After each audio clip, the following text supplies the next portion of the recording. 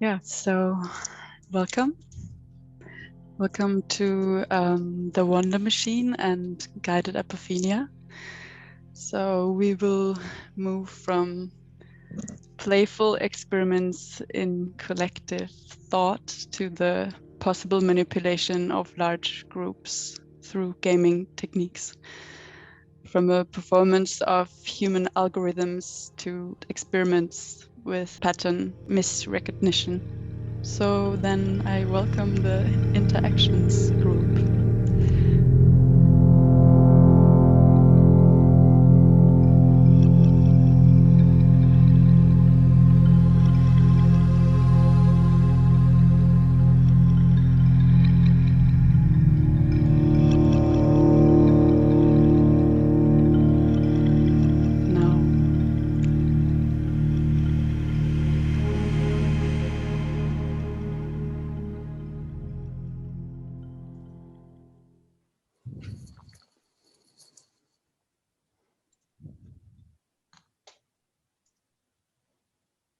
I wonder if a lake or a forest has a mind.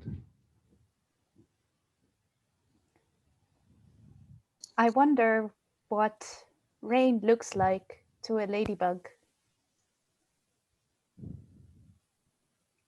I wonder if a lake has a gut. I wonder what would happen if a lake would lose its mind. I wonder about the thoughts of three trees. I wonder what trees think of forests. I wonder how mushroom sees a butterfly. I wonder what would make a lake lose its mind. I wonder what happens to insane lakes. I wonder what a lake would dream about. I wonder if there is neutrality in the nature, or if neutrality is an invention. I wonder if lakes desire to be bigger, to become an ocean. I wonder about the still surfaces of lakes.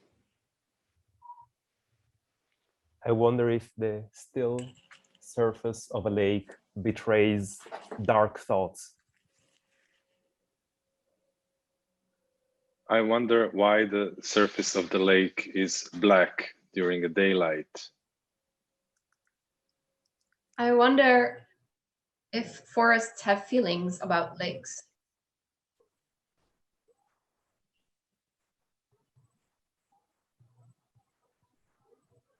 I wonder if a forest can think about individual trees.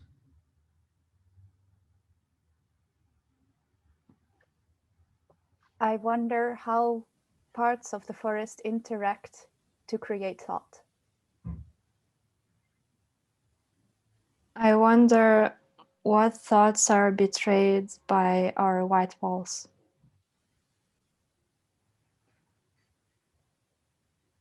I wonder if trees on the liminal space between the forest and the grassy area have a different relationship to the grass than the trees do that are further away from the grass. I wonder how many water molecules in my shower this morning were once part of a lake. I wonder how many water molecules that were in my shower today were once part of a dinosaur. I'm wondering who is stronger, forest or a desert? I wonder about the similarity in different shapes of things that are seemingly unrelated.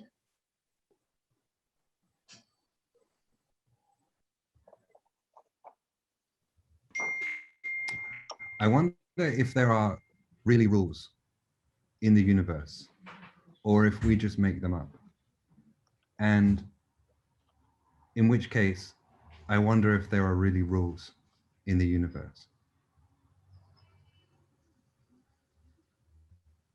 I wonder what rules the trees have for interactions in the forest.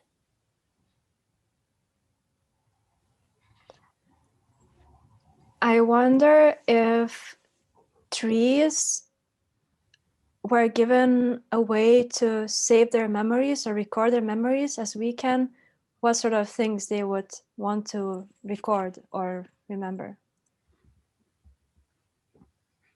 Pass. I wonder if there are trees and lakes somewhere else in the universe. I wonder if some trees believe in conspiracy theories. I'm wondering if trees can have acne. I wonder whether there is a lot of difference in behavior between similar trees. Pass. I wonder about all the parts of the forest that we don't think about when we think of the forest. How important are the fungi?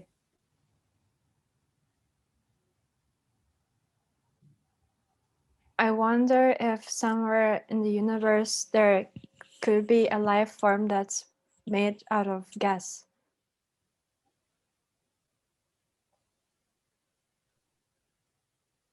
I wonder if volcanoes are acne of the earth, and that's an indication of the age of the planet. In other words, older planets don't have any volcanoes because they pass through puberty. I wonder about the acne of the moon.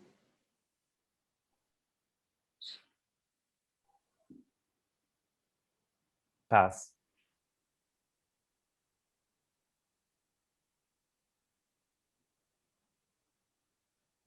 I wonder how fast the scars of the moon heal. I wonder if trees can have dirty thoughts and what they would look like.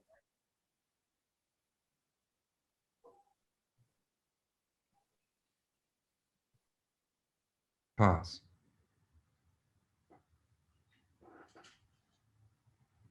I wonder whether a planet would consider life to be a disgusting disease or a welcome addition. I wonder if within Andrew's theory of planet age stages, it follows that planets also need to find a job at some point.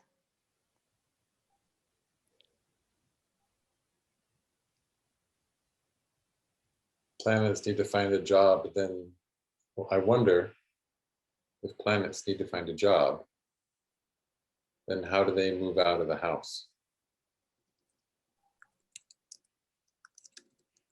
I wonder if planets need life as a flux to transport energy through. I wonder if we humans, with our space colonization, aren't but the reproductive organ of a planet that is replicating. I wonder the same. I wonder if all planets eventually get jobs, whether they're actually all artists. I wonder why we need jobs.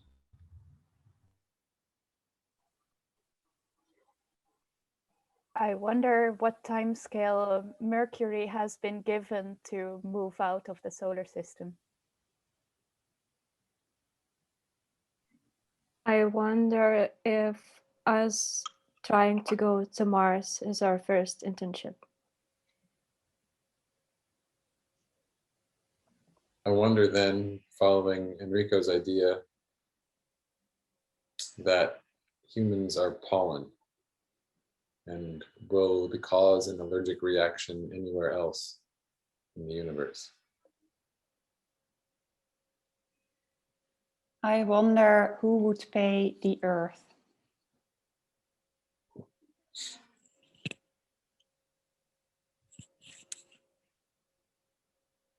I wonder if an alien species on a different solar system is wondering about this. I wonder if human day lasts 31 hours.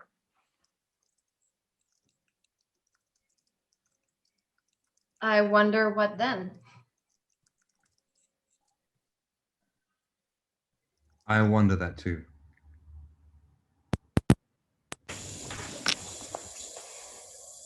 Pass. I wonder if the Earth could choose which part of itself to reproduce onto other planets, whether it would really choose humans.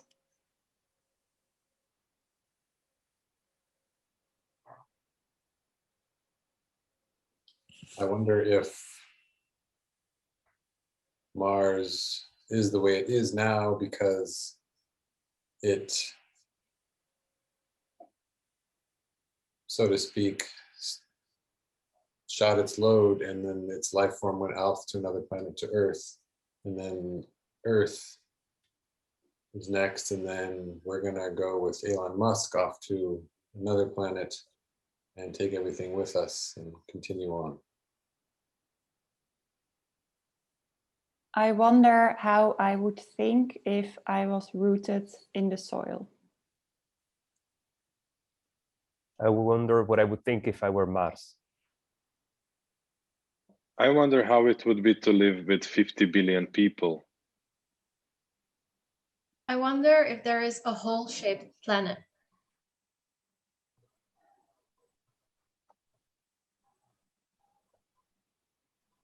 I wonder what our collective mind will be like when our population reaches 50 billion.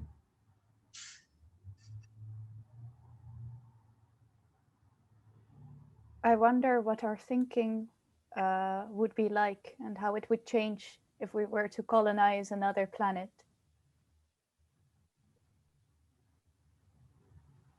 I wonder whether to a life form that's rooted in the soil and that's conscious, whether time passes more slowly.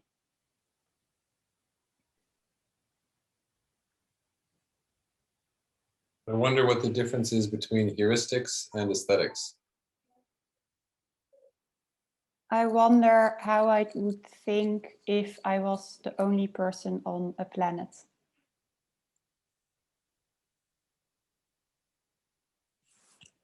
I wonder if the difference between heuristics and aesthetics has to do with where in time they happen. I'm wondering how to reformulate privacy. I wonder about the order of words being more important for sense making than the words themselves.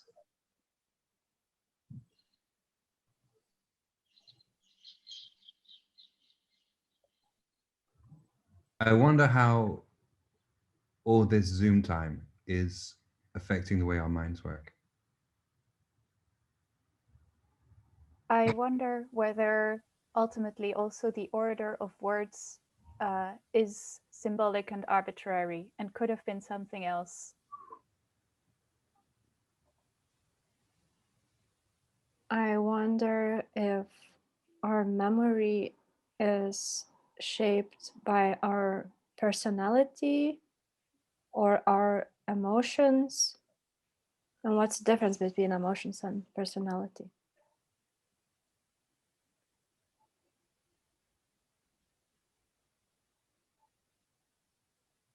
I wonder how to say this with different words.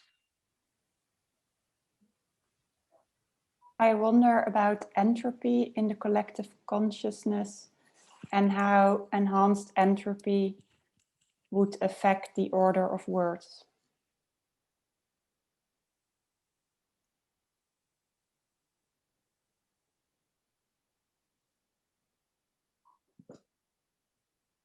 I wonder if ultimately also the order of words doesn't matter, and sense making and meaning formation happens regardless.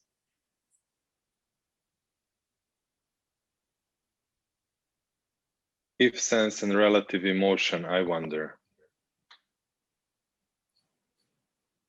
I wonder about all the words we don't use anymore and all the words we don't use yet.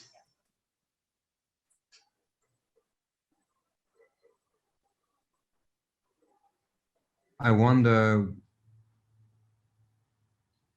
about all the things which are governing what we are capable of wondering about right now. I wonder if maybe the term personality is a word that we will find is the wrong way to think about somebody's being, and whether another fragmentation, another way to break up a human would be more insightful for the modern world.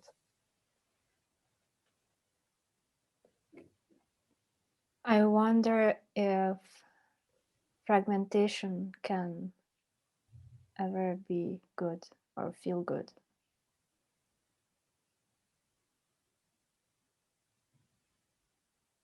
I wonder, protein the on planet, if rubisco common most the really is. I wonder if someone of us can invent a new word today.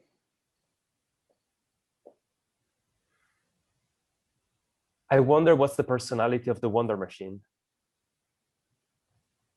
I wonder how to think in plural. I wonder whether the personality of the Wonder Machine is fragmented or atomized.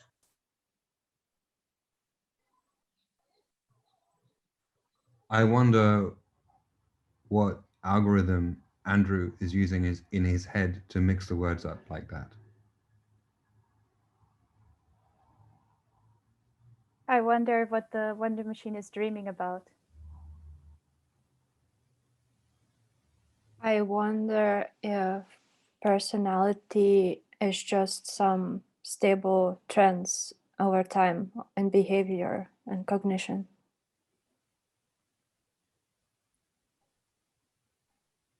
I wonder if the wonders of the Wonder Machine would be different if the Wonder Machine took place by a lake. I wonder if self actually exists and if the Wonder Machine would have a sense of self.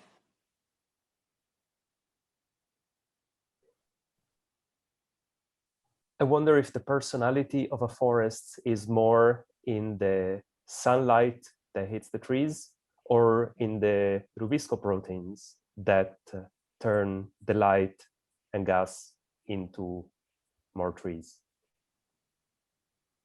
I wonder if cognition came 273 words ago. Pass.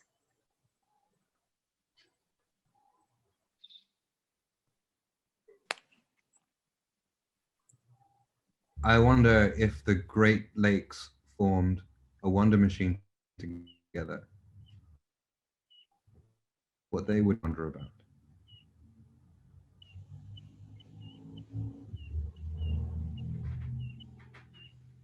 I wonder if lakes communicate through birds that bring algae and other material from one lake to another.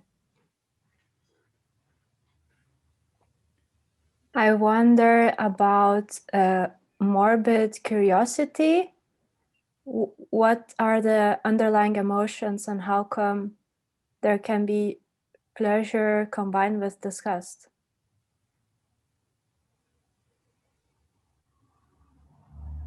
I wonder if lakes consider rivers to be part of themselves or not. I wonder if we all share the personality of the sun or of hydrothermal heat.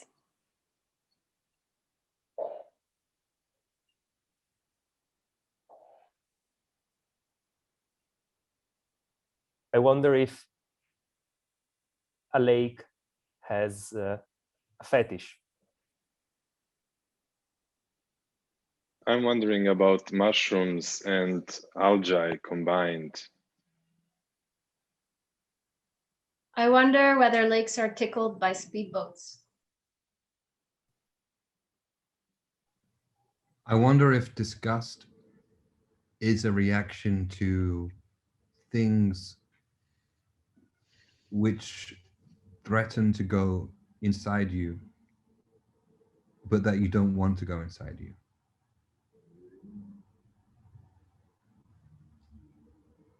I wonder whether there are other sentient species that exhibit morbid curiosity.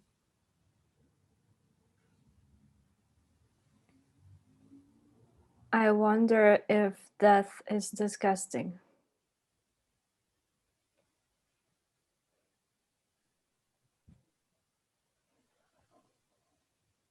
Pass. I wonder if it would be comfortable to wrap myself with a lake.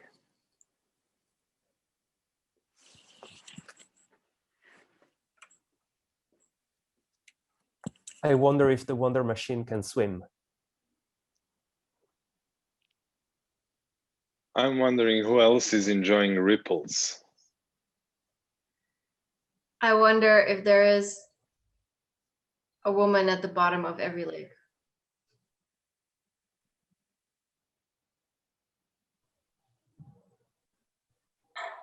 I wonder who is the woman at the bottom of this lake. I wonder if she has a sword. I wonder if only her bones are left.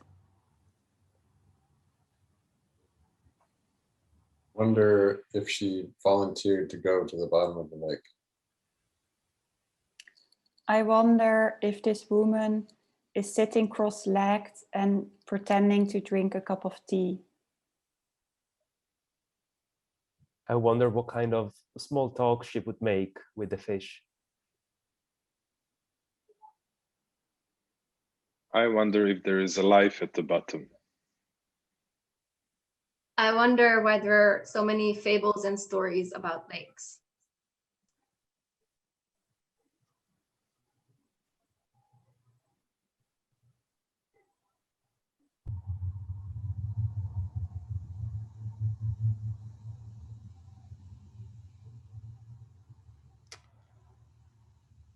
Okay, thanks everybody. That was our short performance for today of the Wonder Machine. So if you'd like to put your cameras back on, we're gonna have a short conversation about the Wonder Machine.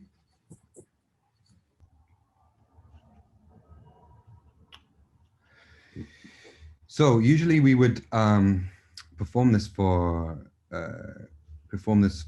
longer. So there's like more opportunity for the Wonder Machine to get going. But for today, this is just like a short demonstration before we go into workshop format. Did anyone have any thoughts or feelings you want to share about it right now? I would like to know the same thing Bani Brusadini is asking. If you were following a sort of script or you were really all improvising. Well, we're improvising. I mean, the question of what is improvising, what's the script? We have a certain set of parameters to follow.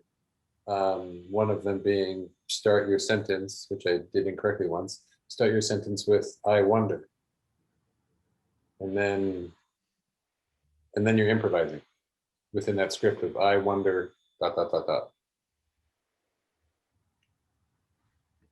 And then there's the question of, do you refer back to, do you follow somebody else's wonder? Do you throw in something totally random? So that's another part of the script, I guess you would call it.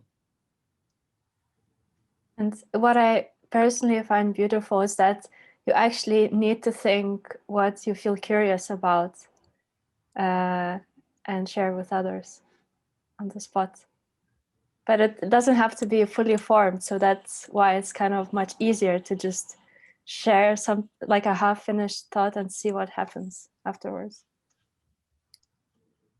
I was wondering why you sometimes said pass in between. That's just one of the rules. So really, there's only 4 rules. One is that you start each sentence with the word "I wonder." One is that everybody speaks in turn, so there's a fixed order in which you speak. The third is that you should really say something that you're really wondering about in that moment, in the sense that you're curious about, or you have a sense of awe about. And the fourth rule is that you're allowed to say pass on your turn if you want to, for whatever reason. I said pass a couple times because I had conflicting curiosities and I didn't want to take the time for whatever reason to pick one. And so then there's that thought takes over. Oh no, this one, I don't know which one, this one, I can't pick, I can't say it right. Okay, pass. That's why I said pass sometimes. It takes a bit the pressure of having to say something, and it actually helps to say something. Funny enough. I guess in the Zoom round, it wasn't clear that there was like a fixed order in which you spoke because you were randomly put on the screen. Yeah. Yeah, usually we would make if we were performing it online, which of course these days is what we do, but we would normally make a kind of like a website where we'd have like a fixed order so that it was like kind of easier to follow. But today, because this is a kind of workshop format and that you're all here in Zoom with us, then we're limited by how we can present things on Zoom. But yeah, so that's the idea, is that there's a fixed order. So when we go into the workshop format in a little bit, we'll go into kind of different breakout rooms and kind of divide everybody up into groups of, I don't know, 8 or 10. And then one of the first things you'll all do is just write your names in the chat bar so that you create a kind of like an order, like a loop. And so one of the things is there's no rule for, but which tends to happen, is that you'll naturally tend to start wondering about what the other people are wondering about, like things that they've said or things that have come up. And our minds tend to naturally trying to put the information together and find connections between what we're thinking and what other people are thinking. And one of the things we find really interesting about that is that it kind of organically forms a kind of collective mind, a kind of collective thinking process. Johan Coveliers asks, any interesting insights by doing this? And then Bani asks, do you know each other? Yeah, well, we call ourselves the Interactions Group. So we're a group of artists and scientists and philosophers who originally formed at the Institute for Advanced Studies at the University of Amsterdam. But now that since the pandemic, we moved what we were doing online, and we meet at least once a week to run all kinds of experiments in kind of collective human computation. So like different forms of thinking together. And if I could react to Johan's question, we're still kind of teasing apart what happens within the Wonder Machine. But one thing that we're interested in is the process, especially when you do it for a long time, the process of collective meaning making, so that words or ideas become linked to each other and take on a new meaning within the Wonder Machine. And so it becomes its own language for talking about ideas, which have a much slower time scale than any individual's thought. So we're still trying to emphasize this idea and seeing how far we can take that.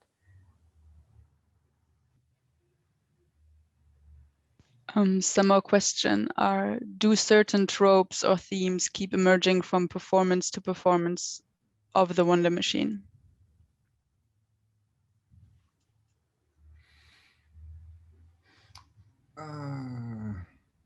Do certain themes.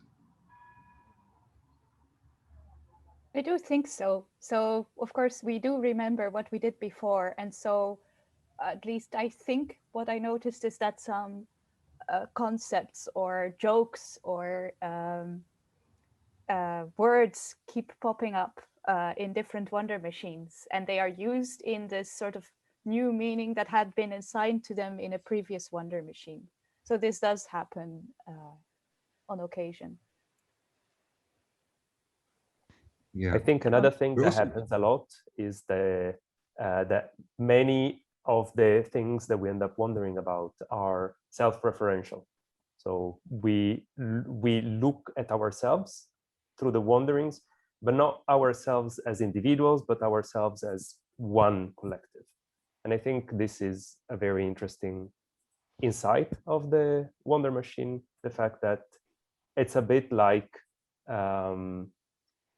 a brain works, in the sense that every single neuron, every single brain cell does not know what a thought is, but has its own reason for firing up in one way or another. And then collectively, you get this inner conversation or this inner monologue, which thinks also about itself.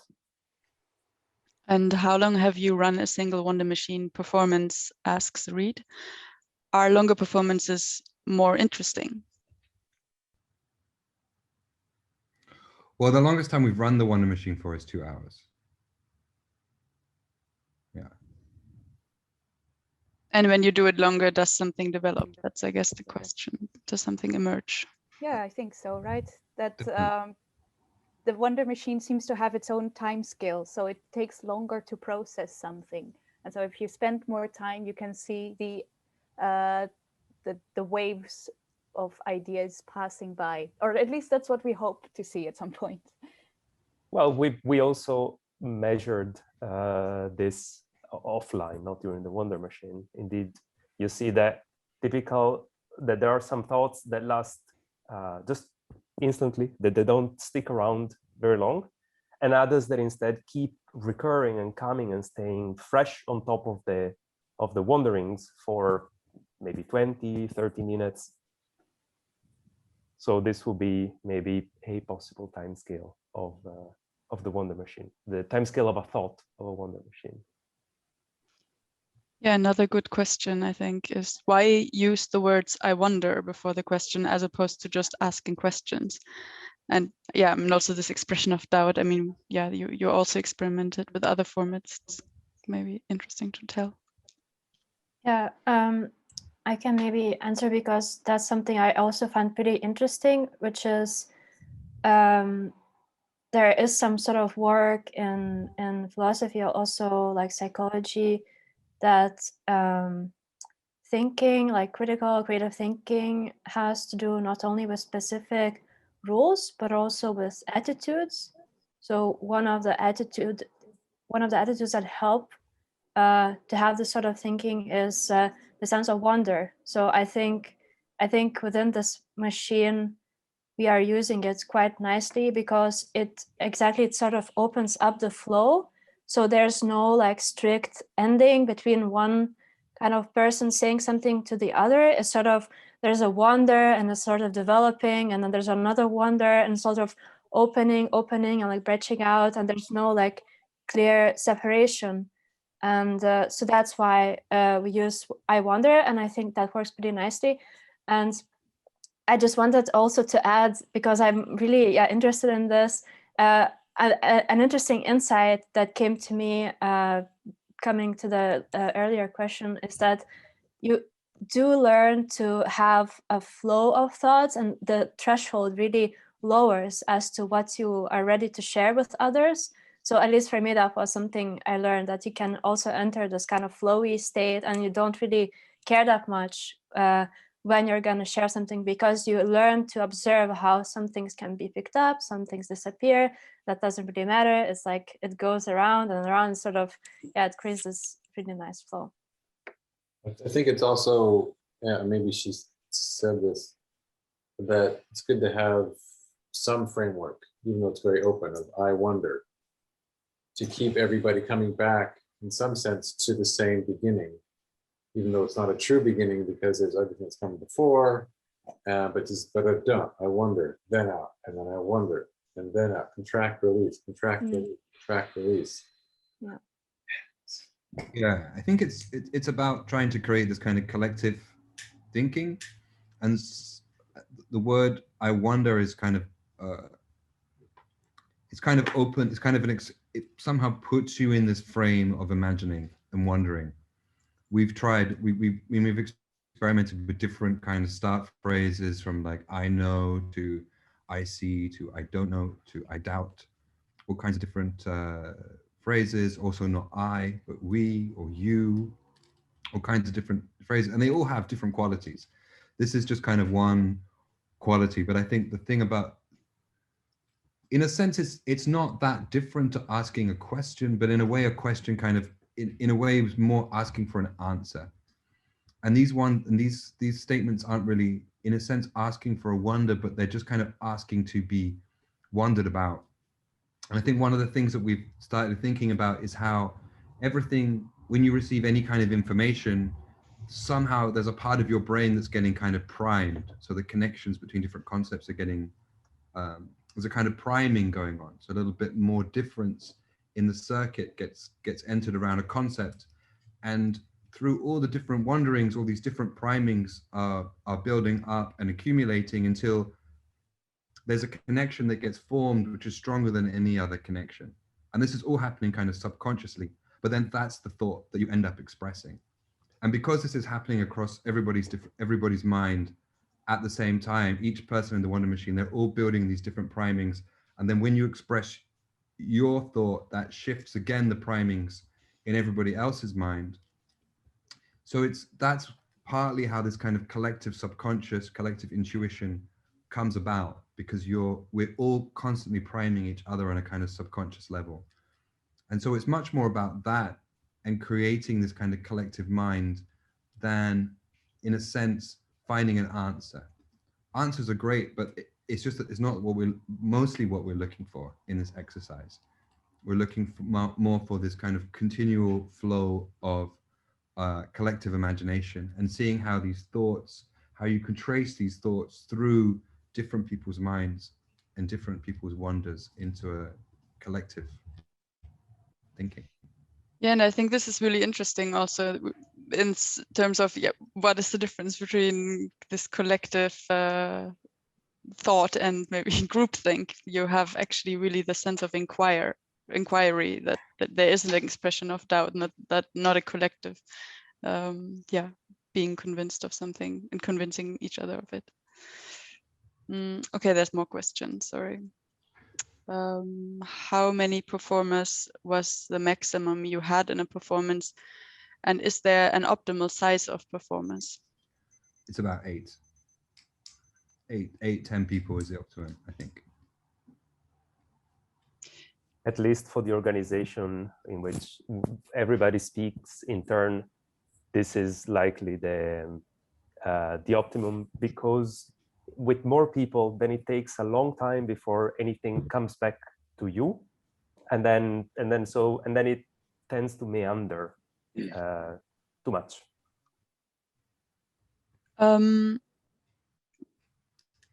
Yeah, so there was, Orion, you were speaking a little to this. Is the group interested in the effects of improvisation practice on the brain?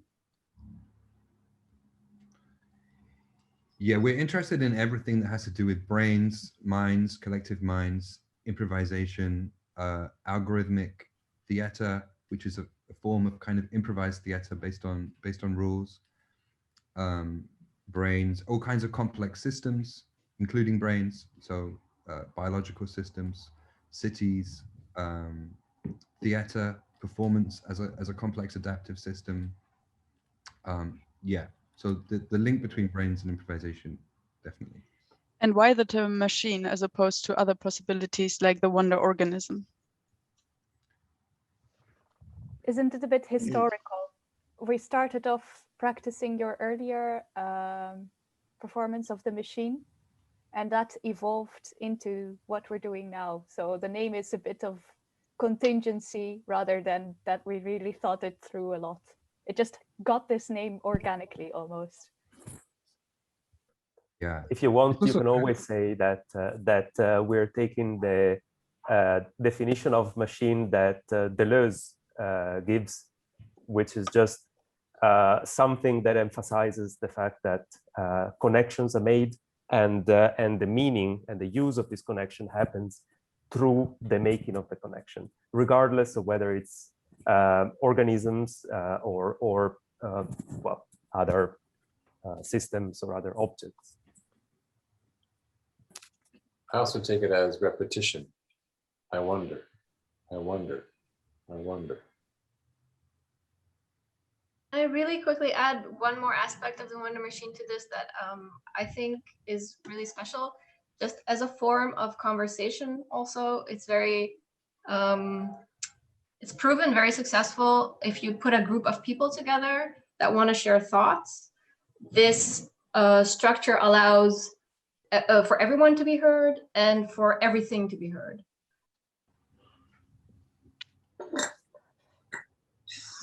Yeah, it's definitely it's definitely, how to say it, it's definitely a form of conversation that's been like abstracted, with like certain aspects of conversation really exaggerated and other aspects of conversation really minimized. So it's kind of definitely like an intervention into conversation, thinking about conversation as an emergent system that we're always part of. Do you find that in working with a set group, you come to recognize the response each individual brings into the machine? Do individually people's minds tend to wander in certain directions, a style, one or way or type of thinking?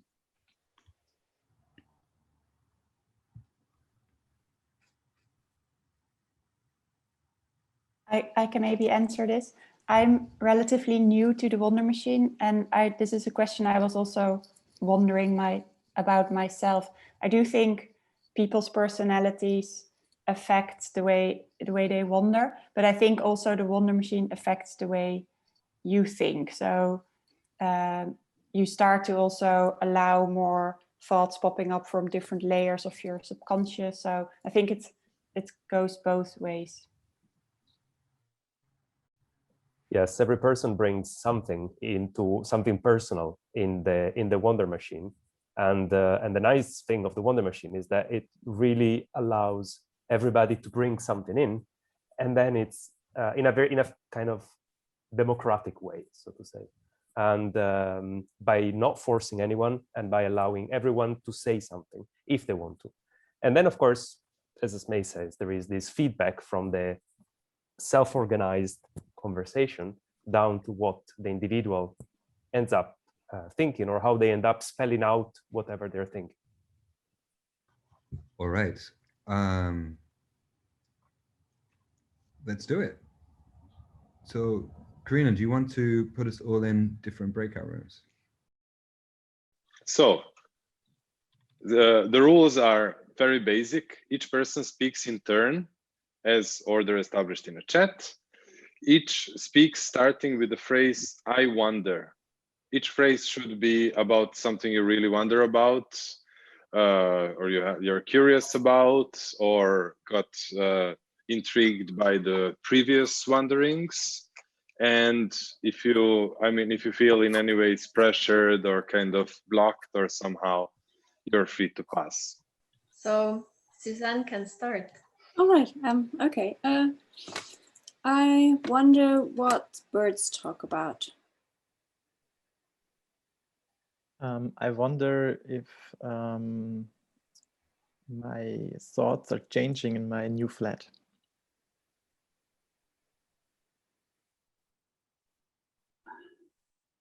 I wonder if my thoughts are architectural. I wonder if birds think about architecture. I wonder if the architecture of this breakout room is influencing our thoughts. I wonder whether birds think individually. I wonder what architecture would look like if it was made especially for birds. I wonder wonder if we will ever be able to fly. I wonder about the meaning of architecture to worms and whether they ever get claustrophobic. I'm wondering if worms can have a heart attack. I wonder if the thoughts of people jumping from high houses while they fly would actually change the world if they were heard. I wonder, there are all the dreams about flying, why there are not so much dreams about digging yourself into the ground. I wonder if more people jumped from high rises during the GDR than today. I wonder if how worms navigate underground.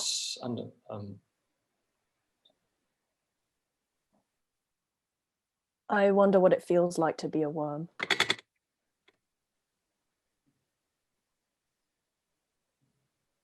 I wonder what my son would think of all this. I wonder what I could say to change the thoughts of this group away from worms to something completely different. I wonder how to help you.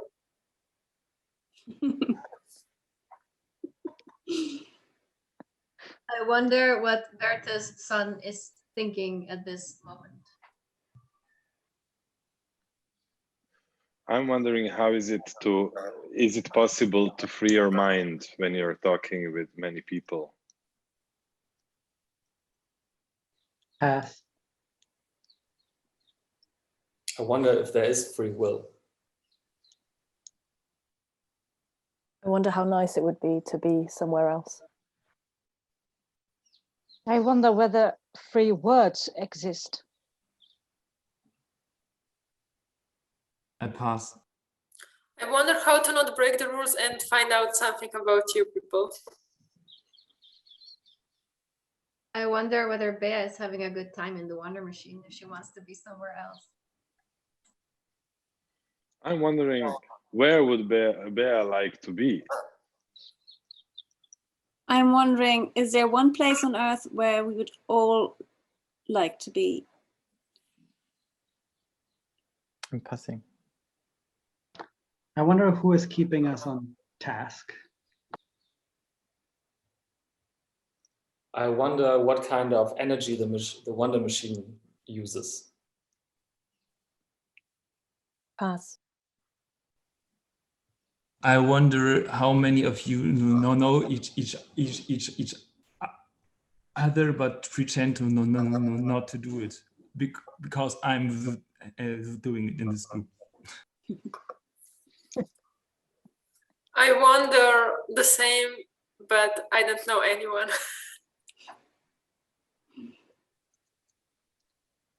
I now also wonder about everyone in the group and who they are and where they are sitting. I'm wondering how much did we learn about each other? I wonder, is it still a wondering machine if we actually make statements disguised as wonder statements?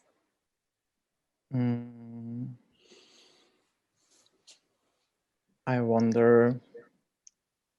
No, I'm passing. I wonder what the group is avoiding.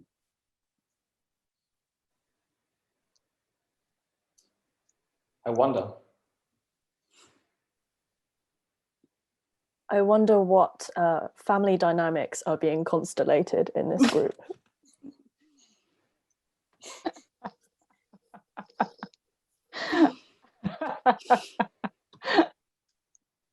I still wonder what my son is thinking about all this. I wonder what would happen or what would this conversation be like if the question would not be I wonder, but I want the perfect answer to this question. I wonder what other groups are wondering about.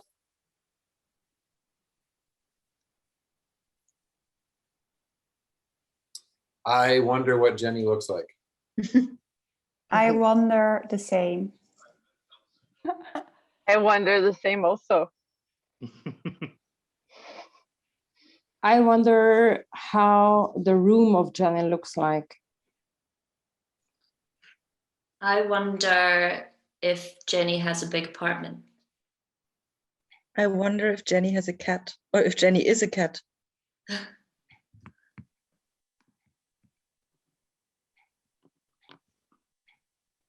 I wonder how the meaning and usage of the word wonder will evolve over time.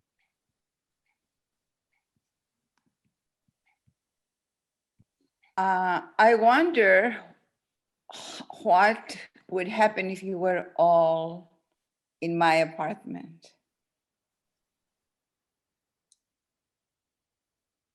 I was wondering what time it is in New York.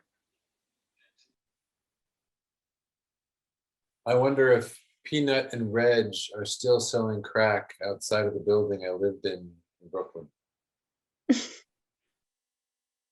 I wonder if I will ever meet one of you in real life. I wonder if we all have a view from where we're sitting. I wonder if Jenny has accidentally met Marina Abramovich on the street in New York. I wonder if the rats of New York City can tell the difference from each other's faces.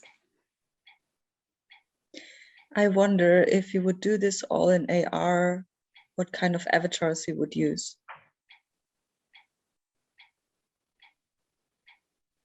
I wonder what choices of avatars we get. Pass. I wonder, what are you feeling as avatars? I sometimes wonder, I wonder if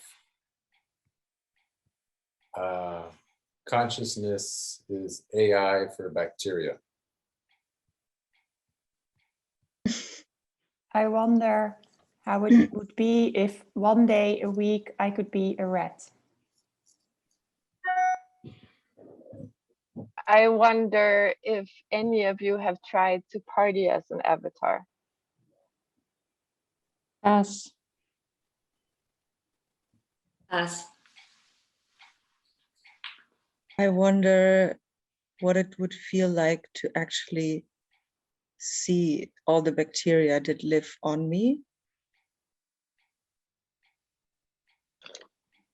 I wonder if the rats in New York, how they feel about other rats from other places, and if they would know the difference.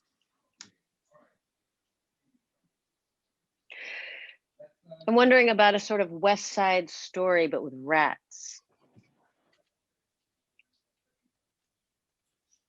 Pass.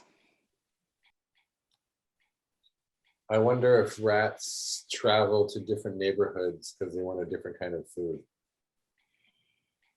I wonder if rats and urban citizens could live together, sharing the city, and both be happy with it, forming an ecosystem together.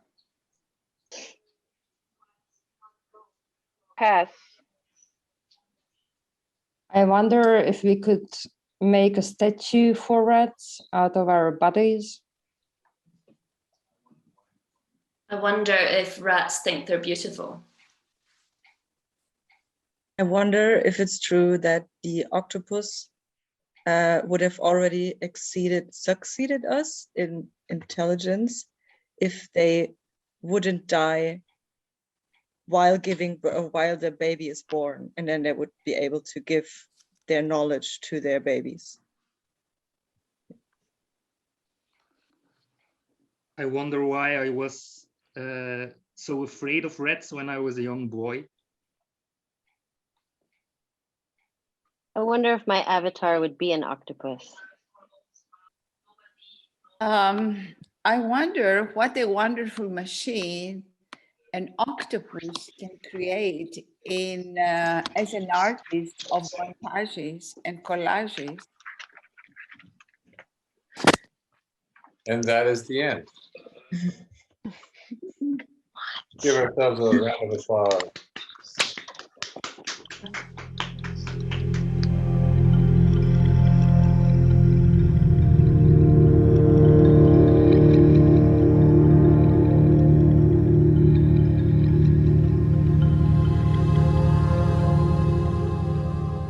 Okay, are we all back? Yeah.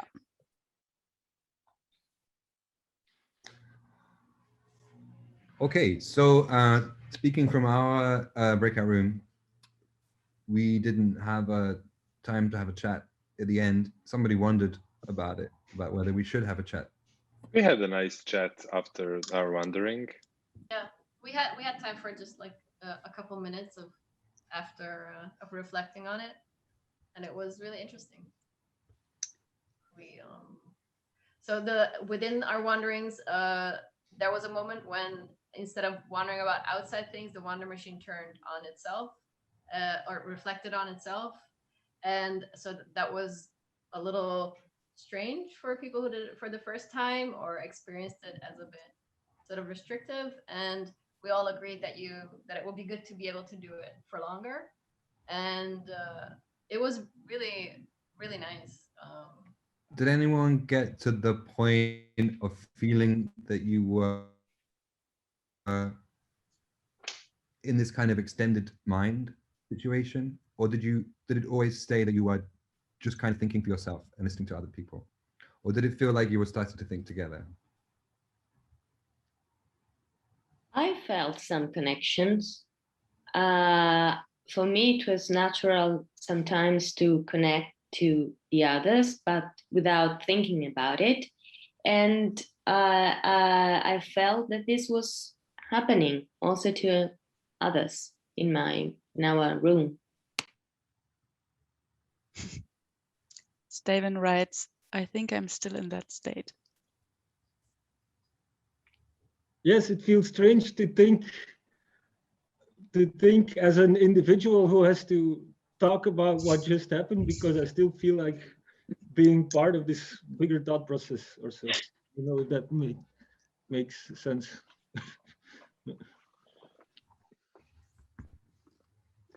Yeah, I agree there. I think when in our group it happened that we got on some trail and really dived into a collective thought, I also felt part of it. I think there was a difference between stepping in and stepping out. What Sára said about once it became self-referential, I thought it became more difficult to not be aware of my individuality. The moment you the wonder machine asks questions or is wondering about itself, then it's very difficult for me at least to not wonder about my part in it, my individual part in it. So then it quite fast lost its group dynamics, or then it became individuals behaving in a group. And once people once the machine accepted the thought, so when it went on about mice or flying or wheels, etc., then it became for me more easy to feel part of this collective wonder machine and not being Berthe, an individual. Yeah, maybe also to share the impressions from the chat. Rokas says, I wonder for me became a code for ordering the conversation and not so much a conscious act of wondering. And Barney said, finding a trail opened by others and following it was funnier than trying to oversmart the others, which felt stupid. It felt for me very much stuck in a kind of anxious spiraling of thoughts, where the kind of attention span of the wonder machine was for me like I couldn't break that cycle. There wasn't any continuation for me, which I don't think was necessarily a bad thing, but I think it felt for me very similar to being trapped in the monkey brain of anxious spiraling thoughts. So, yeah. Yeah, I also felt I can vibe with what Francis said, that I felt quite a resistance to the task itself. And I felt that through the resistance, I think the group dynamic emerges. And I feel then you connect to others and you try to more understand what happens in the group. Why do we all have a type of resistance to it? People, for example, speak about, I don't want to be here, or I wish I could be somewhere else. And I feel even these animals that come up, they could be code for this. I wish we could like speak about something else that is concrete. And I really enjoyed when our group turned on the group dynamic moment and discussed what was happening between us and how we would like to touch each other, or know each other better or something. I felt that was the moment when my resistance went away a bit, or it became productive or something. Did you do that through the Wonder Machine, or do you just started talking, so to speak, normally? No, we kept with the structure. Ah, okay. Yeah. Yeah, one idea from the chat is it would have worked better for me with the eyes closed as an audio only experience. By accident, I had this experience because my video was not working.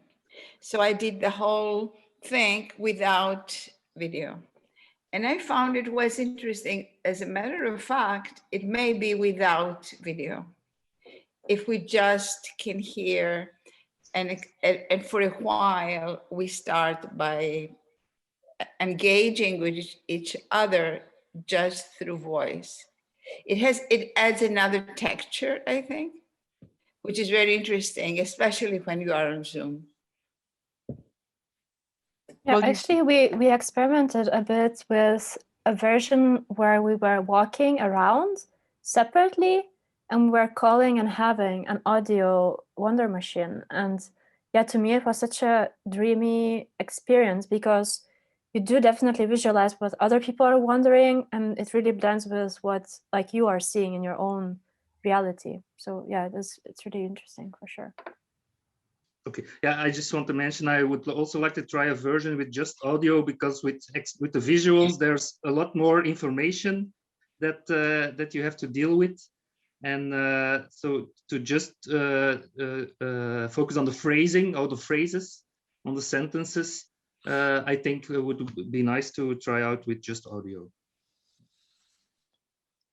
I found that the fixed order of going through the same pattern each time was a big impediment to getting a free flow going. And I imagine that, if the order would be broken, if people could just say things whenever things came up, it would mean that some people would speak just a little bit more at time, but going over time, I think, everybody would find its way in. And so at least for me, that was a big hindrance to kind of this, if you look for a gathering of minds or a gathering of thoughts or a research about, how can you find the collective mind, then anything that impedes free flow, seems to me counterproductive. And the same thing for using the word wonder. And I felt very much that I wonder, having to stick with that frame each time, rather than just asking questions, which will always start with a verb usually. Can we, or is it so that, or there's various types of questions.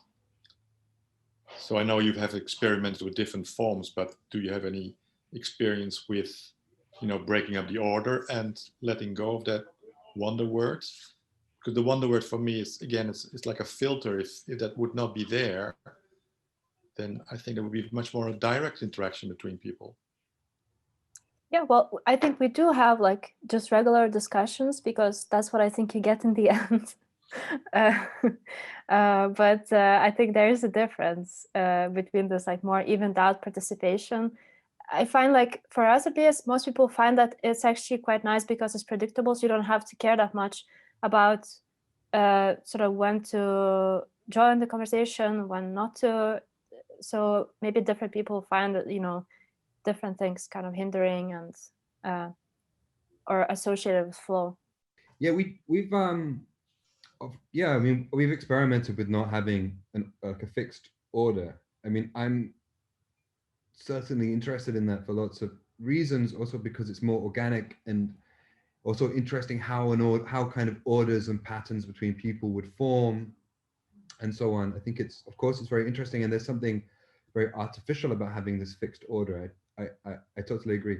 There's a couple of problems with it, however, which came up when we tried it, which were turned out to be pretty fatal to the Wonder Machine. The first problem is that people speak at the same time, which on Zoom is a disaster because you can't hear what either person is saying, and so then you get into this. Oh, okay. Oh, you go. Oh, you go. Oh, yeah. Okay. And so there's all this other information, all this other audio information that gets in there apart from just the thinking and wondering. And the other thing that happens is you actually spend a lot of your time thinking what you're going to say next, what you want to say next, and is it my turn? Shall I go next? Should I speak now? And all of that internal thinking actually takes away from your capacity to just listen to what other people are saying. So yes, your capacity to speak, when you get the capacity to speak what you want, that goes up, but your capacity to listen to others goes drastically down. And that's the key aspect of the Wonder Machine, is that you have to listen to other people. By having to do this, by having to let go of, oh, I had a really good wonder, but 3 other people who wondered something since then completely changed my mind. The thing that we also look for in the Wonder Machine, which is really great, is emergence. I think that's one of the starting what the interactions group inquires about is emergence, and what happens when you don't control this question-answer dynamic but let it flow is that things emerge, and but you have to do it for a longer time than a half an hour. So that's also something that this structure specifically does facilitate better than a question-answer group discussion would.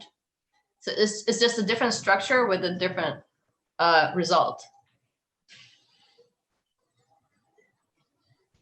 Yeah, the purpose of the Wonder Machine is different from so that the use of the Wonder Machine is different from the use you could have with normal conversations where you personally are trying to learn something or to give something. The Wonder Machine does a good job at does an okay job at kind of obliterating you. Of course, you contribute with your own sentences, but you contribute to a longer flowing of ideas, concepts, thoughts, and each particular thought is important in a bigger context. And so also this means that the feedback is not on you in particular, on you as a person and what you in particular said, but it's on the longer process. So collectively, there are thoughts that go on slowly, but a lot less. But the stronger that happens, the weaker an individual in the Wonder Machine gets to make sense of their own wonders and also gets to answer the wonders of the others. I think speaking to Reed's question, he said it was so interesting, or not question, but statement. I kept wanting to stop and discuss certain answers and questions, even wrote down things I didn't want to forget, but like having let go and just asking the question. To me, that goes back to the question of the machine being the name. In a way, a machine doesn't reflect on what it's doing, it just keeps doing it. And yeah, that happens to me also. Like, oh, I can answer this wonder. I know I can, send an article to this person and it'll answer it. Like, no, I did like that constraint that I had to just not think about, I'm pretty analytical. So I just like the idea that you just had to go with it and flow. But and I know I shouldn't have been writing things down while I was flowing, but baby steps, I have to go look up whether people dream of cell phones or not. That's, I had a great time in our wonder group. It was really fun. it felt, I always feel closer to people after the Wonder Machine. Like you, even though they're just asking questions or wondering about things, you definitely get their personality in a different way than you get it like in a conversation. Mm. It was interesting. Yeah, that's and I was kind of breaking down this like deadlock of conversation. You know, like conversations can get stuck Yeah. at a certain point, and it's about like opening that up. Yeah. Yeah, it was really interesting, and it made me wonder, like, what other ways could you have conversations? You know, that was such an interesting. Yeah, you do feel people's personalities because they're saying things, you know, with these guidelines. But some people were funny, and some people went serious, and then, you know, everybody had their own. As soon as it was their time, you felt their personality come out, you know. But also it was subsumed into the like whatever it was. Nobody, you know, like now there's nothing to stop me from rambling on and talking. You know, that's my thing. But in the group, they only, you know, they were mercifully short. I can only say one sentence at a time. You know. Yeah, it's funny. So, we talk all the time, but we really think there's another way of doing it. it was good. I mean, I definitely would like more. Do you do other algorithms? Do you have other like conversational things like this? Yeah. There's a whole kind of series of these kind of human algorithms that we've been doing with the group, and I've been doing also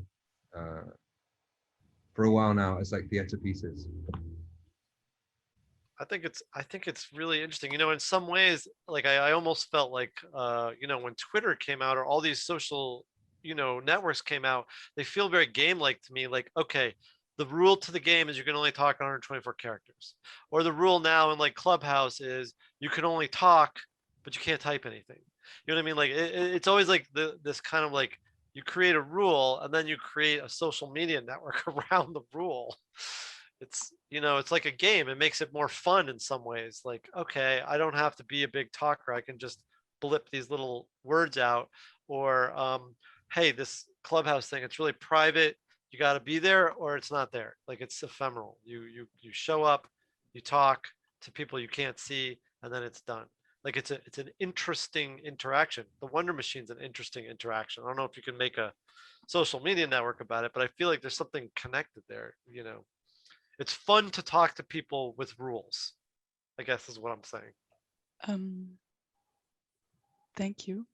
I have to interject here now because it's already 5, since maybe people have to leave at the discussed time, and we have still a journey in front of us. I would say we should now move on. So, yeah. Great. Thank you, everybody. Yeah, thank you, everyone. If you want to get in touch, if you want to get in touch with us about the more questions, comments, thoughts about the Wonder Machine, or if you're interested to find out more about the interactions group, or joining some of our sessions, I put my email in the chat.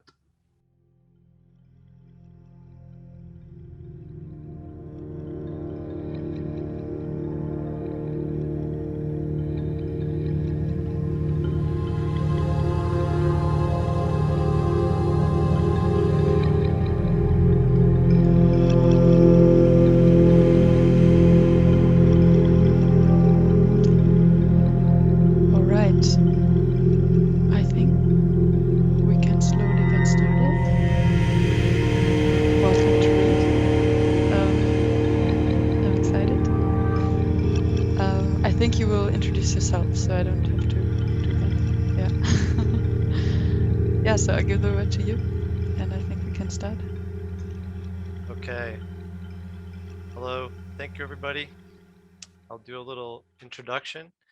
I'm going to talk a little bit about conspiracy theories, and then we're going to do a little workshop and make some conspiracy theories ourselves and see what that's like. And my name is Berkowitz. People don't know me. I think we're going to have a good time lying and cheating for the purposes of good.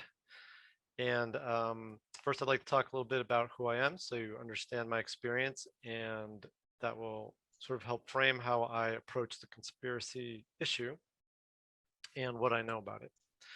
I'm a game designer and fiction researcher. I've been doing this for over 25 years, and I create and research fiction and media. And I've worked with companies like Paramount, Universal Studios, Cartoon Network, Microsoft, Micropost, Spectrum Hallbyte.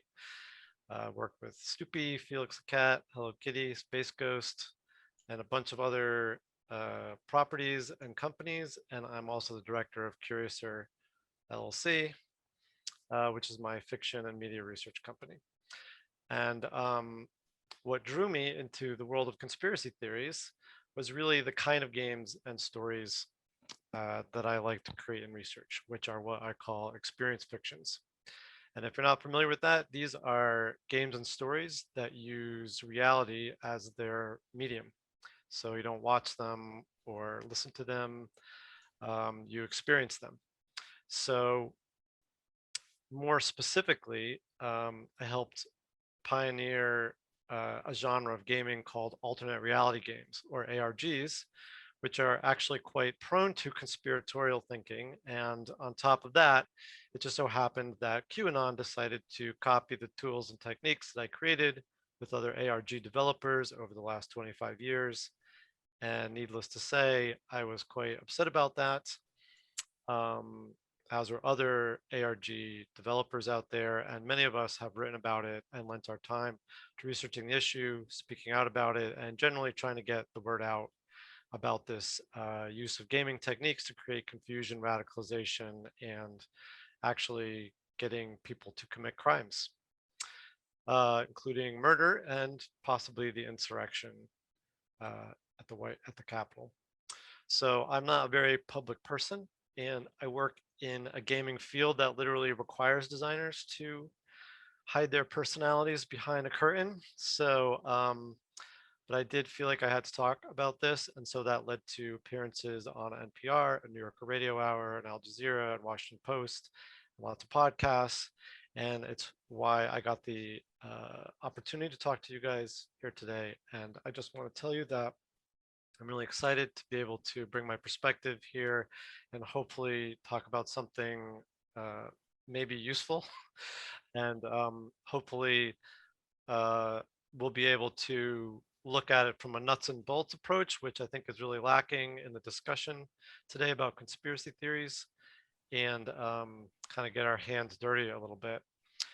Before we do that, I'm going to talk a little bit about my sort of take on this. And since you know my background now, and you know why I'm so passionate about it, you can also see that I'm not really an expert in conspiracy theories. I'm an expert in gaming and fiction.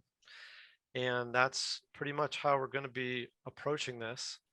I don't know about Russian spies. I don't know about the socioeconomic climates, but I do know about fiction. And I do know about how to create games that mix reality and fiction.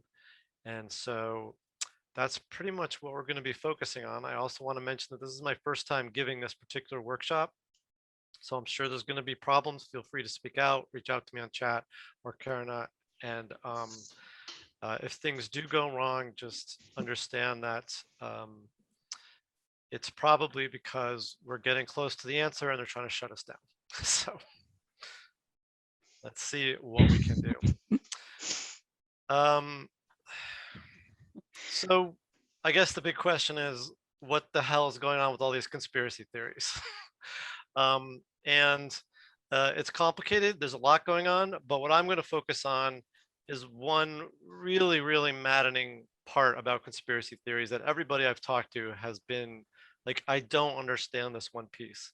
So this is a piece that I think I have a lead on understanding, and I'm going to take you through my thought process and see if you agree with me. And when we do our workshop, you can test it out and see for yourself.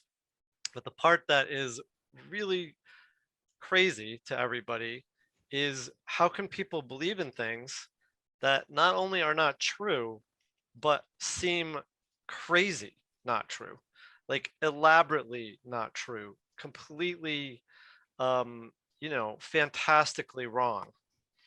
And why are they so fact resistant when you try to explain to them that they're just not right? Why does it seem to not matter at all that vampires don't exist and that cabals of adrenochrome drinking pedophiles are running the world?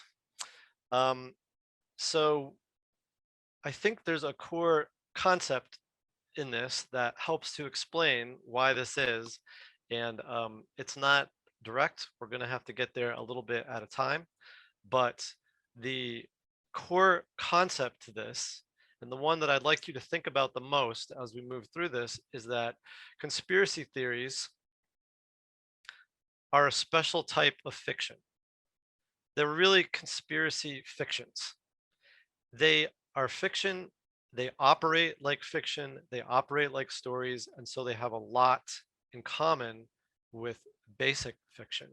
And right now, it doesn't seem like that's a connect to why someone would believe something so outlandish, but I think we're going to get there in a little bit. So when I say fiction, I just want to clarify, because a lot of people think, oh, it's kind of fact versus fiction. And I'm not saying that. I'm saying that these are not like misplaced facts or, you know, wrong facts. These are stories, and they have villains, and there's good and evil, and there's a plot, and they are very effective psychologically in manipulating people. So they're also not just fictions. If they were just stories, we'd be fine. But they have another special quality, and this is the big problem. They are fictions that are used in the place of facts to explain reality. They're fictions that seem to be, but are not validated by a reality. So they're merging fact and fiction. Now, when I create experience fictions or alternate reality games, I'm not really merging fact and fiction. When you play a game based in reality, you are still playing a game. It's very important that you know that you're playing a game, and that is why these games are safe and they're fun and they're fictional. We're not trying to merge reality and fantasy together. However, conspiracy theories are exactly doing that. And also, it is quite easy to do. And you could say that for 25 years, I've been trying not to create conspiracy theories by accident. One of the big differences between QAnon and an ARG is that even though they're using the exact same techniques as an ARG, and they are, one is fiction and the other is a fiction trying to explain reality as a fact. So the thing that you can look at to see if something is a fact or incorrect fact versus a story is that incorrect facts are also boring. Stories are interesting and they're exciting. So for instance, if you're talking about a conspiracy theory like water fluoridation, right? If they're putting fluoride in the water, if a scientist comes and says, hey, I think we should do more studies on the adverse effects of fluoride, and another scientist says, oh yeah, that's probably a good idea, we should do that study, that is not a conspiracy theory, right? A conspiracy theory, however, by the John Birch Society or one of these groups that is heavily promoting these conspiracy theories, might be something like, and I quote here, a communist plot to deplete the brain power and sap the strength of a generation of American children. So that's a little different. There you've got some emotion behind the surface.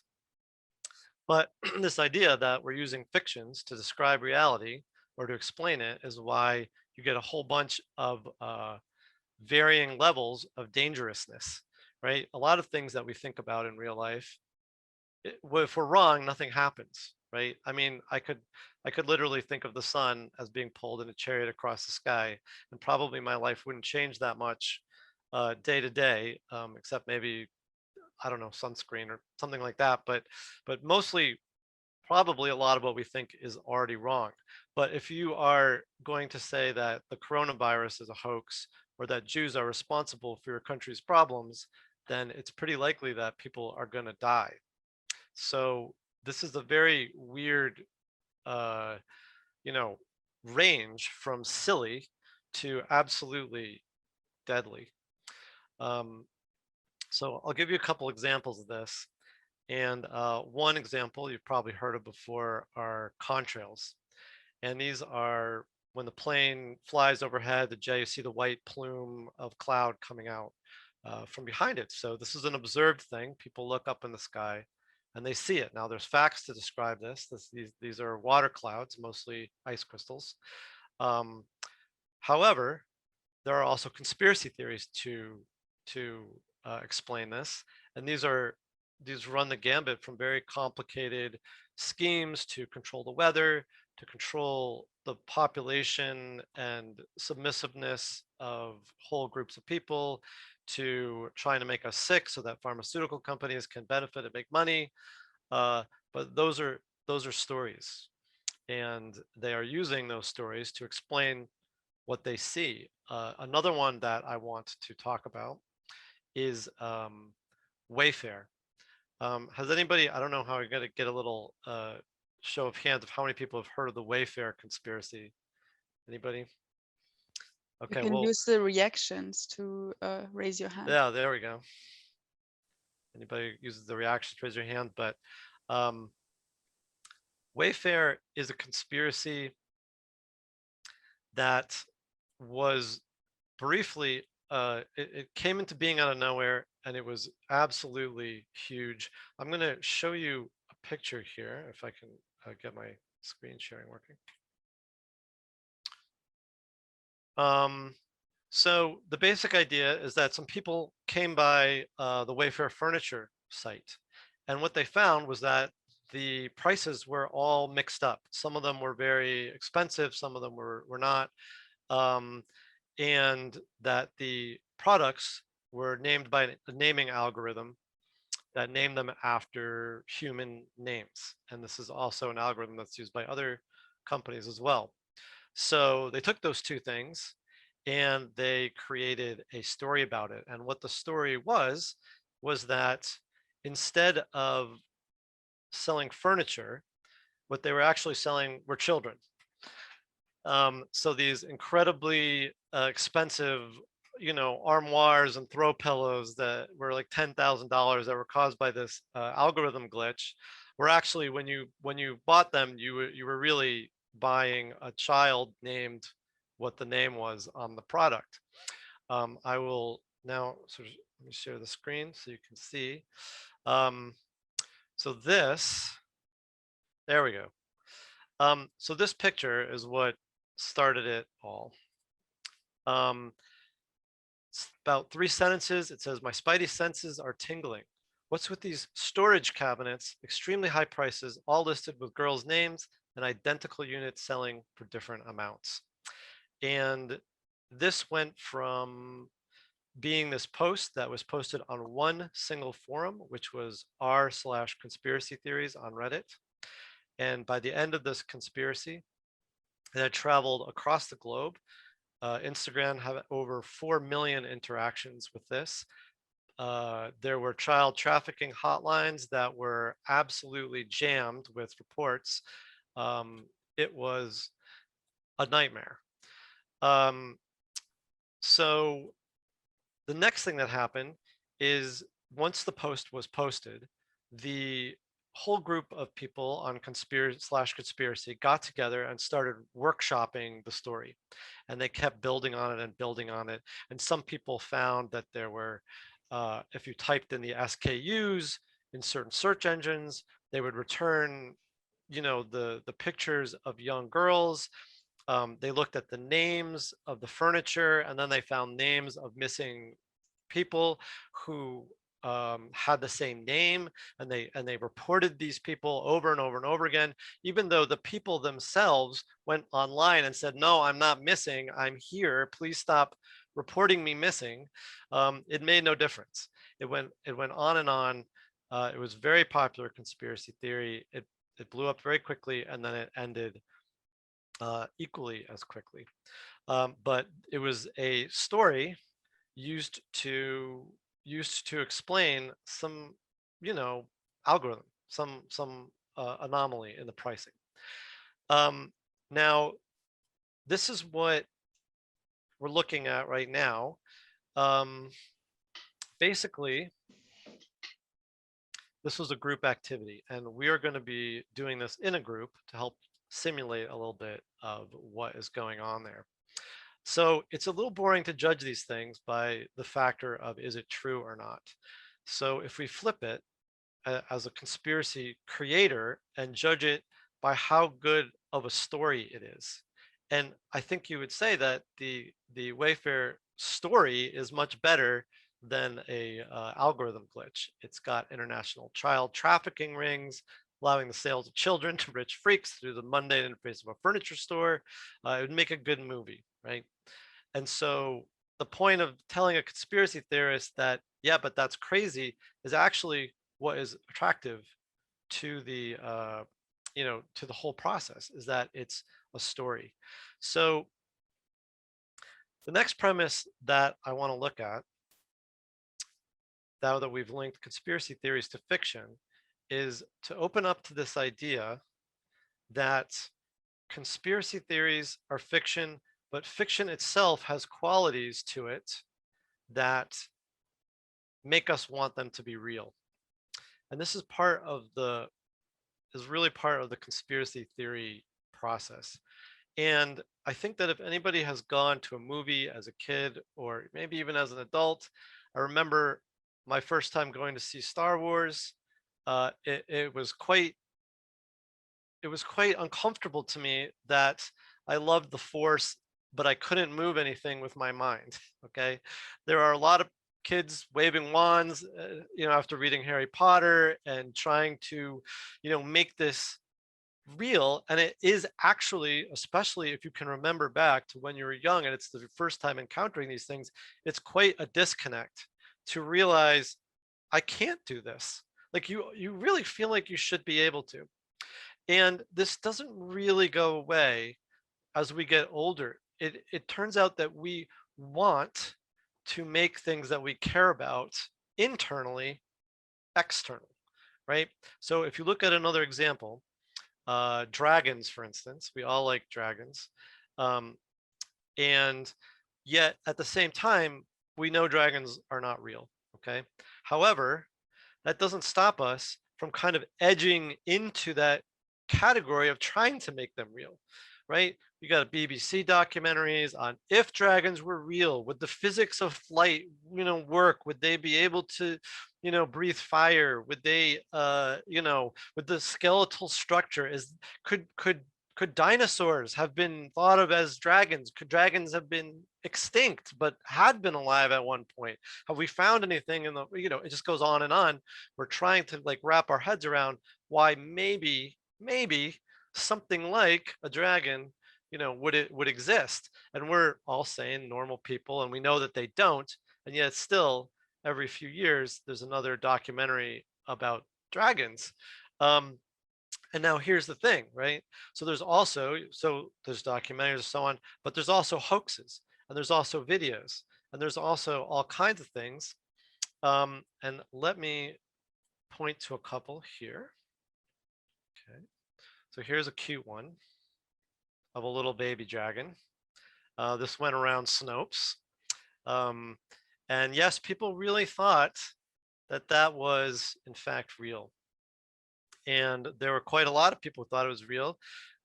Also, I'm going to send you to another one. Okay, this is a mysterious skeleton that was found in China. Can you see this? So this skeleton, found in China, and then it gets even more and more crazy. All right, so here's some dragons that have been making the rounds in China. There's been a whole bunch of these videos popping out. Some are pretty artful. Some are, not so much. Some are very subtle, like this one.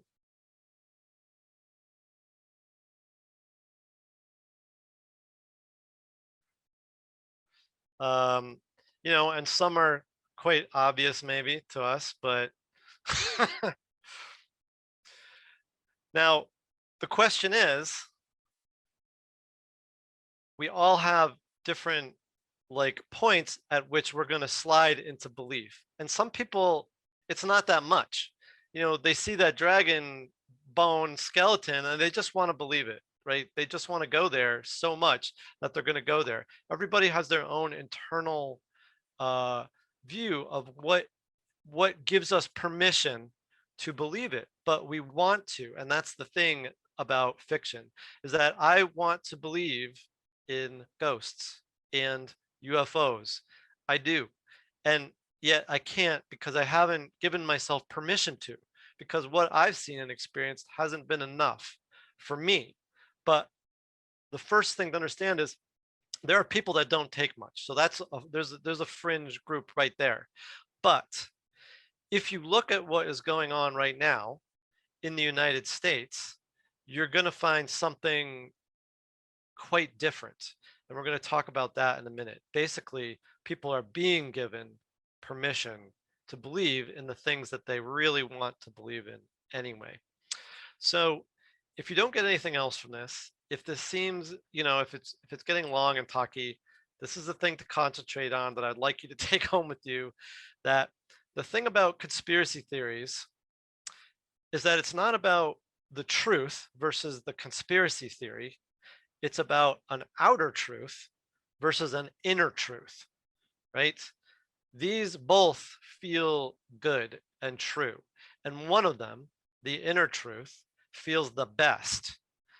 It feels better than the outer truth, especially since the outer truth is really an inner truth too. It's just a different model in the same, you know, structure that we have in our psyches. And if we're allowed to take one and move it to the other, we seem to want to do that. So if we look at what's going on in the United States right now, we're in a massive media campaign. We're flooded with interesting conspiracy theories or conspiracy fictions, and they're all repurposed, all old time blood libel with witches and murdered children and the elite being evil monsters and vampires, all this stuff.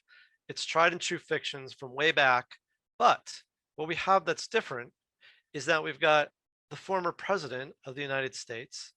We've got giving people permission to believe these things, literally going on television and saying, yes, the election was stolen by the Democrats and the post office. They got together and they did steal that election, and that did happen.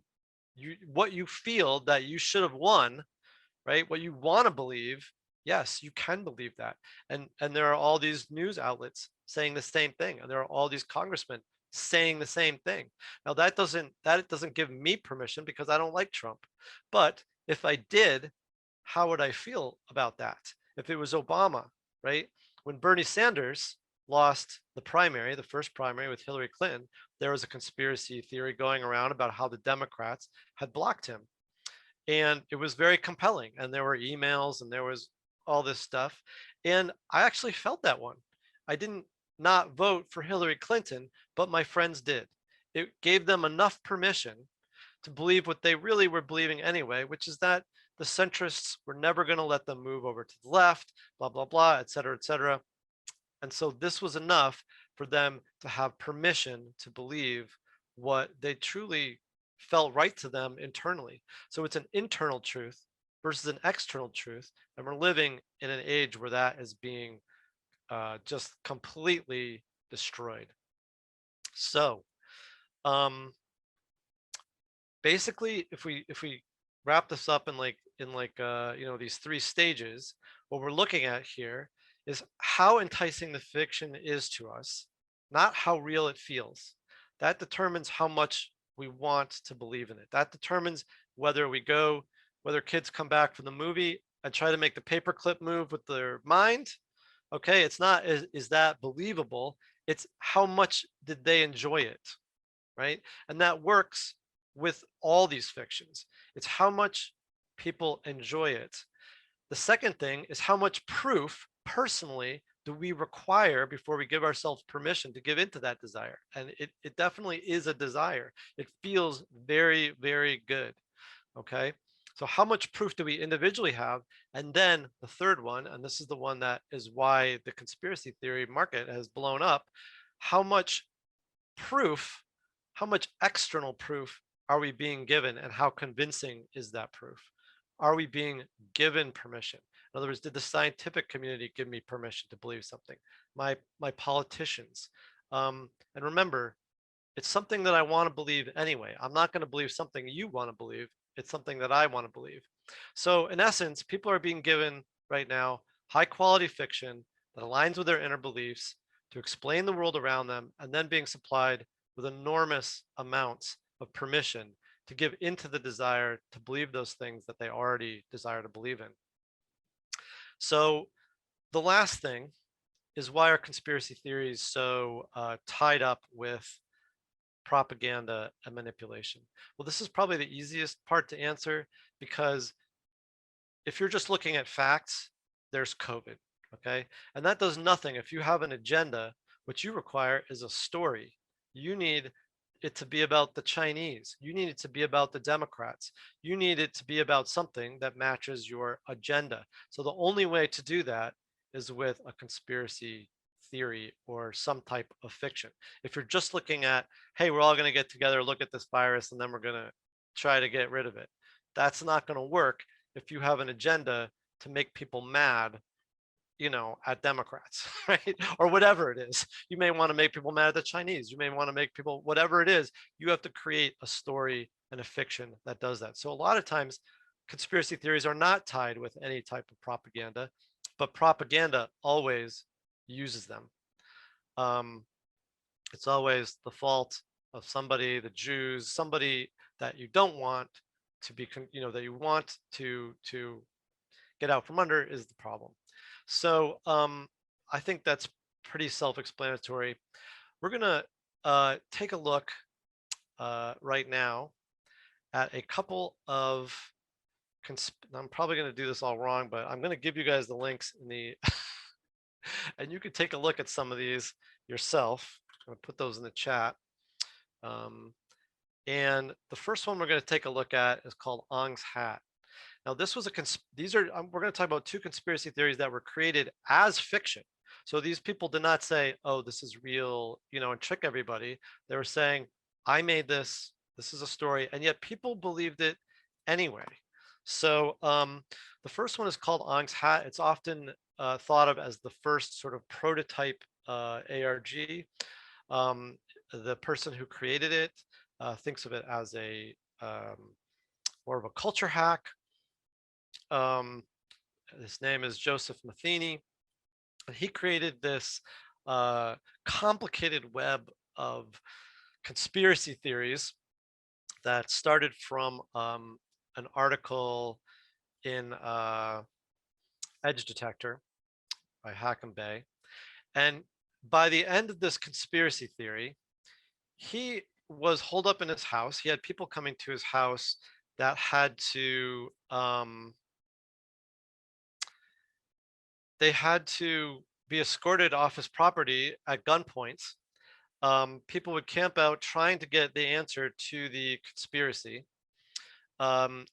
People would camp out in the Pine Barrens of New Jersey, which are, you know, acres and acres of pristine forest. And to this day, there are still people that believe it. And when he finally came out and said, you know, no, I thought you guys knew that this was fiction. Maybe I wasn't clear enough, but I'm telling you now, I made this. They said, nope, you're part of the conspiracy. You are actually part of the conspiracy. You're not the creator of the conspiracy. We know that this is real.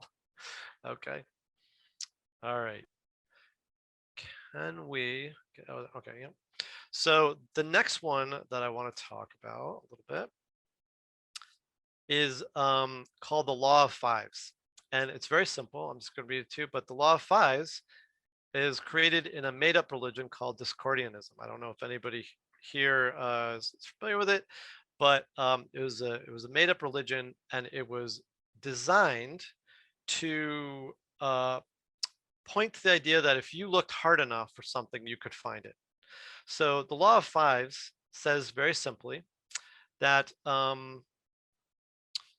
basically all things happen in fives, or are divisible by, or are multiples of 5, or are somehow directly or indirectly appropriate to 5. And the law of fives is never wrong. And that's pretty much the whole thing. And they say, I find the law of fives to be more and more manifest the harder I look. This also is very similar to if you're familiar with the Illuminati trilogy or something like that, the 23 corollary, which is based on this. All right. So what it basically says is that anything you think about, it'll be connected to 5, and it's basically selective attention. So if you say, oh, human beings, you say, oh, we've got 5 hands, we've got 5 we've got 5 fingers, we've got 5 toes, we've got 5 senses, we have 5 things coming out of our trunks, our 2 arms and 2 legs and a head. If you say, you know, something else, you'll be able to connect it to 5 somehow. So if you said Luke Skywalker, they'd be like, oh, they called him Red Leader 5. That's easy, you know. If you say email, you'd be like, oh, email, E, that's the 5th letter in the alphabet, E, and it's got 5 letters in email. So obviously that one's easy. And then you get into things that have 2 and 3 and things that have, you know, all the stuff. So the idea is that the more that you look at this, the more that you find the law of fives is infallible, because it relies on you being creative, basically. And it goes all the way into the 23 enigma, which is another Discordian belief that was in the thing, which basically 2 and 3 make 5, 2 plus 3 make 5. And so it's this big apophenia building experiment. Now, apophenia is when you look at random data, but find mistakenly a pattern there that you think is meaningful, but it's not really connected. Fives are not really connected to our experience, you know, to anything. But the more you look, you know, the more fives you're going to suddenly start seeing. And that this was a thought experiment, and it actually became quite popular. It was incorporated into many books, and many people feel that it is real. So we've looked at a couple made-up conspiracies. It's almost time for us to get into making our own. Thank you for patiently letting me pontificate so long. I'm going to start sharing some links with you, and we're going to go through a couple ways that we can create our own experiments. And basically what we're going to be trying to do is, like we said, we're going to join a fiction to a story. Now, we don't have you know, infinite time to do this. We don't have message boards with tens of thousands of people, but we're going to do a very simple experiment. We're going to figure out how to combine some stories to explain some realities, and I'm going to first show you some tools that you can look at and start getting an idea of how this works, and I'll give you some examples, and then we'll go into breakout rooms and give it a try. So the first link I'm going to throw up there. Actually, maybe I should screencast it. I seem to be so good at this. All right. Okay, so this is called spurious correlations. And if I may share the screen. Okay. So this is called spurious correlations. And as you can see, this site basically takes random things and shows that they correlate with each other. So number of people who drowned by falling in a pool correlates with films Nicolas Cage appeared in. These are all real facts. These are all real numbers. Per capita cheese consumption correlates with the number of people who died by becoming tangled in their bed sheets. Divorce rate in Maine, per capita consumption of margarine. Okay, they're numbers, they correlate, but obviously they have no causation. So I will put the link to this and you can look through it, but also one of the fun things about this site is that you can go down to the bottom and you can search your own correlations using all kinds of interesting variables. Pedestrians killed in collisions with 2 or 3-wheeled motor vehicles, you know, whatever you want. And you can see what correlates with this. So Apple stock prices, and you can get a little chart of that. It looks like bicyclists killed in collisions with Apple stock prices correlates pretty well. So the correlation versus causation is one way to kind of generate some apophenic data that you can start making stories about. Another great way to create apophenic data is just simply to look at the news. And I'm going to throw up a link to right now. I'm just going to keep it in here. So this is just your basic science site, and you can see that there's all these weird things that are happening every day. There's hexagonal diamonds that are stronger than the real thing. Why 6s? Why would a 6-sided diamond be stronger? I don't know. But for instance, this one I took a look at today. This was just posted today. Mysterious brain infection makes bears act like friendly dogs. So if we take a look at this, this is a whole article on how bears have a strange unknown disease that makes them passive and friendly. They don't know where it comes from. They don't know why it's happening. They know it has to do with some type of encephalitis, but it's very puzzling, and it's a mystery. And I don't think it would take very much effort to consider the fact that maybe it's affecting bears, but it was truly meant to affect humans. It was trying to make us more passive. And, you know, it's in California where they test things like this. Maybe some of it got out of the lab, whatever, but I think it's really proof that the mind controlling, you know, programs in the United States, you know, are running rampant and are now being revealed by accident as they spread from humans to other forms. And I think that if you went on a puzzle hunt to go search through all these scientific journals and stuff, you could make a pretty good case about that. So the last thing that we're going to look at, and this is the one that we're going to be using the most today, and I will give you an example of that. This is a random comment picker. And let me copy this and get it into the thing. Okay. So this is just a simple list generator. You put one list here, put another list here. You decide how many, let's say you want 3 pairing options, and you get 3 things that are paired together randomly. So I'm going to make a little list right now just to show you what we're going to be doing.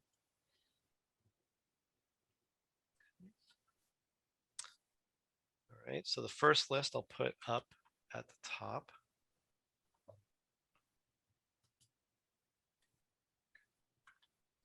Now that's just a list of 10 things. And now I'll put another list of 10 things, just separated by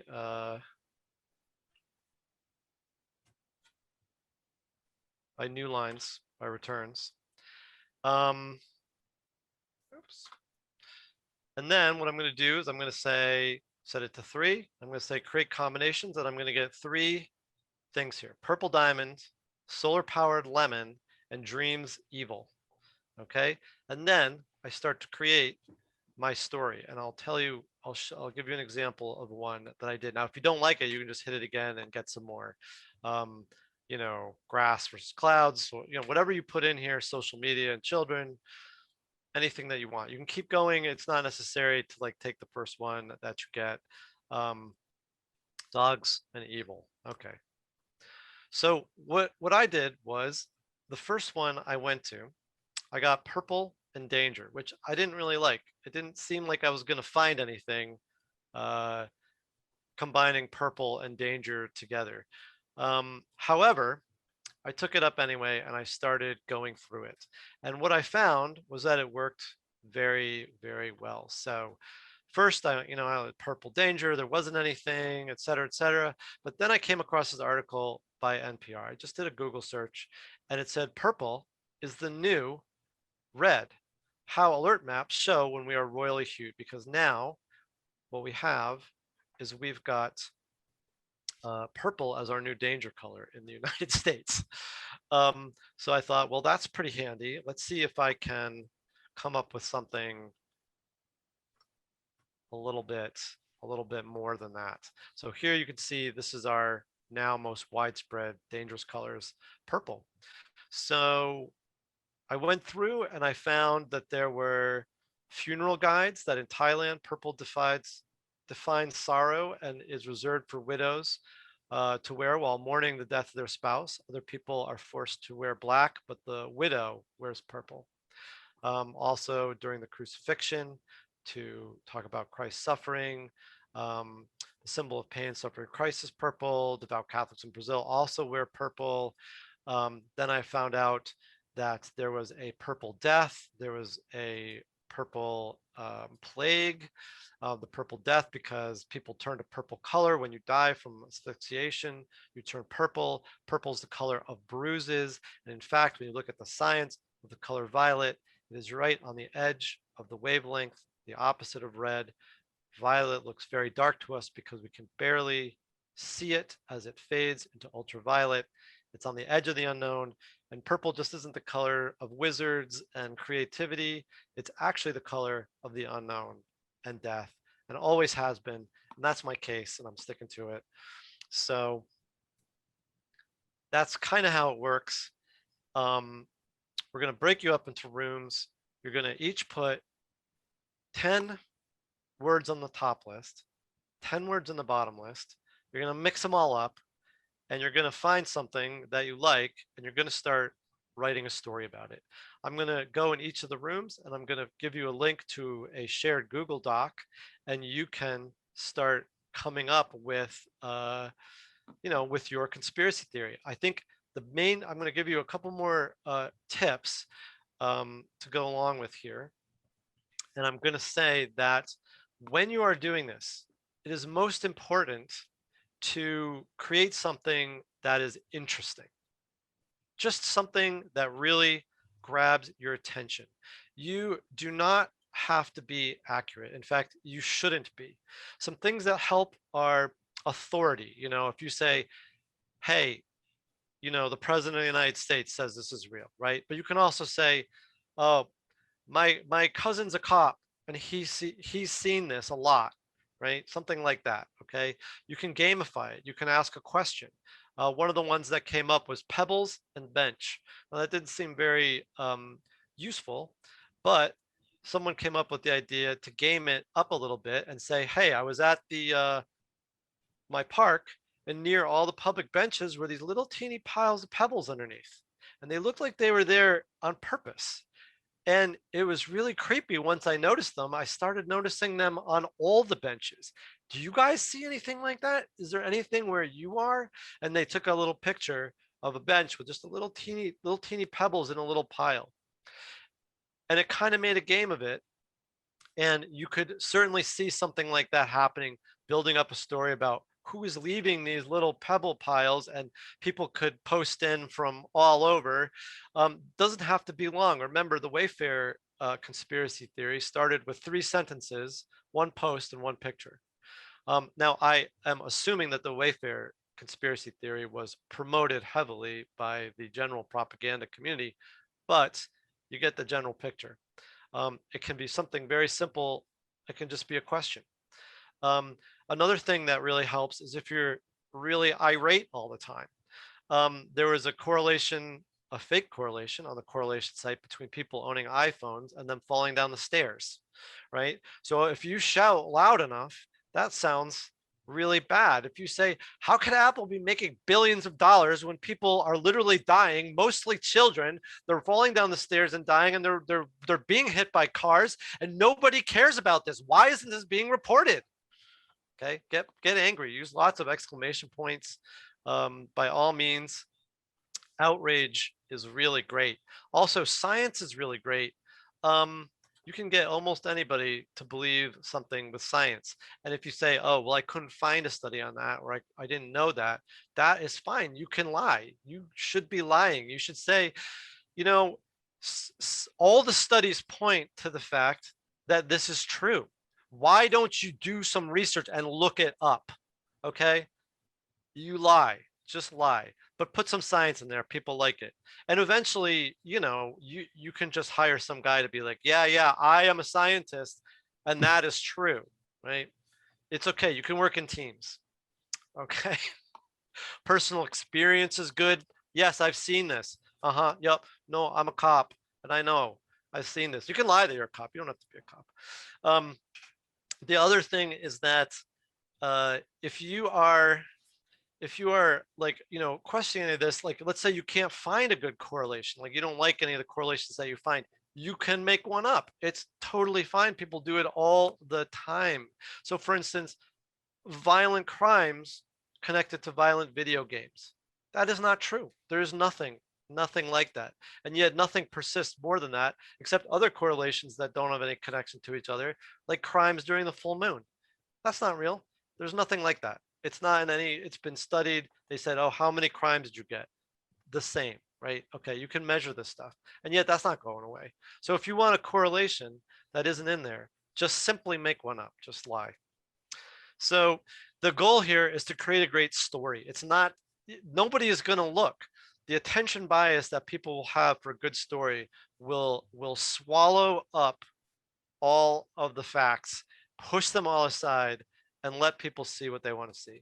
So if you do a really good job, by the time I finished with the purple thing, I was starting to think that maybe I just got lucky with my guesses. Like maybe I had discovered that purple was a color of danger or death or associated with these things, since other countries had associated it with this before.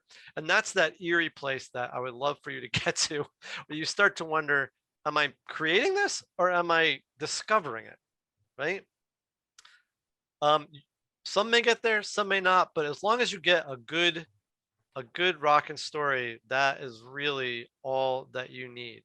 So I think we're ready to go into breakout rooms. I know we've got about half an hour, so it'll probably take you like, you know, about 10 minutes to get your list and stuff. I'm going to go in each one and I'm going to paste a link to your documents. When you get your documents, also in there is something to write about who may be presenting this. I would like us to all come back together and kind of you know, present our conspiracy theories and share them and see how we did. If no one in your group wants to present, that's fine. I can do it as long as it's, you know, well written in the document. Just say no one in that thing. Okay, Carina, let's spin the wheel and see what happens. We've got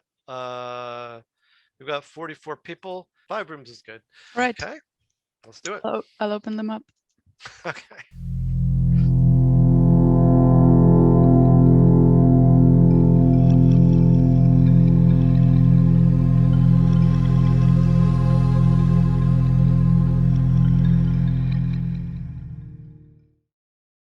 Okay, welcome back, everybody. I think we're coming back. So did anybody have fun? Good time? Okay, good, excellent. That's what we're really here for. We're not here to hurt anybody. I want to hear all your conspiracy theories. We're going to go through them one at a time. I see Enrico is still typing. That's good. That's a good sign. We'll go for room number 1. We'll just start with one. Anybody? Do we have a presenter? Do we have somebody from room number 1 who just wants to jump in? Do we want to share the docs too, or do we just want? I mean, if you've got pictures and graphs and, you know, scientific evidence, I don't know. Does somebody from group 1 want to? I was in group 1. Okay. I was in group 1, but do you want me to read the story or just to introduce you what we have been through? Oh, just tell it in the best way possible. Okay. Yeah, whatever you think is the most exciting way. Okay. I know the docs might be a bit of a mess because you're all brainstorming on them. First of all, we listed the word on the generator, and in the beginning, it was not easy to choose something. But then we decided we get along with the combination between communism and space travel and shrimp and time travel. And we started working on this. And it happened just that we wrote down some sentences, and the first two, for example, were connected about shrimps. And also the interesting thing was that the first one was starting from a video on YouTube, making people seeing how sometimes shrimp can move so fast that it seems like they are actually not moving, but just traveling in space-time in microseconds.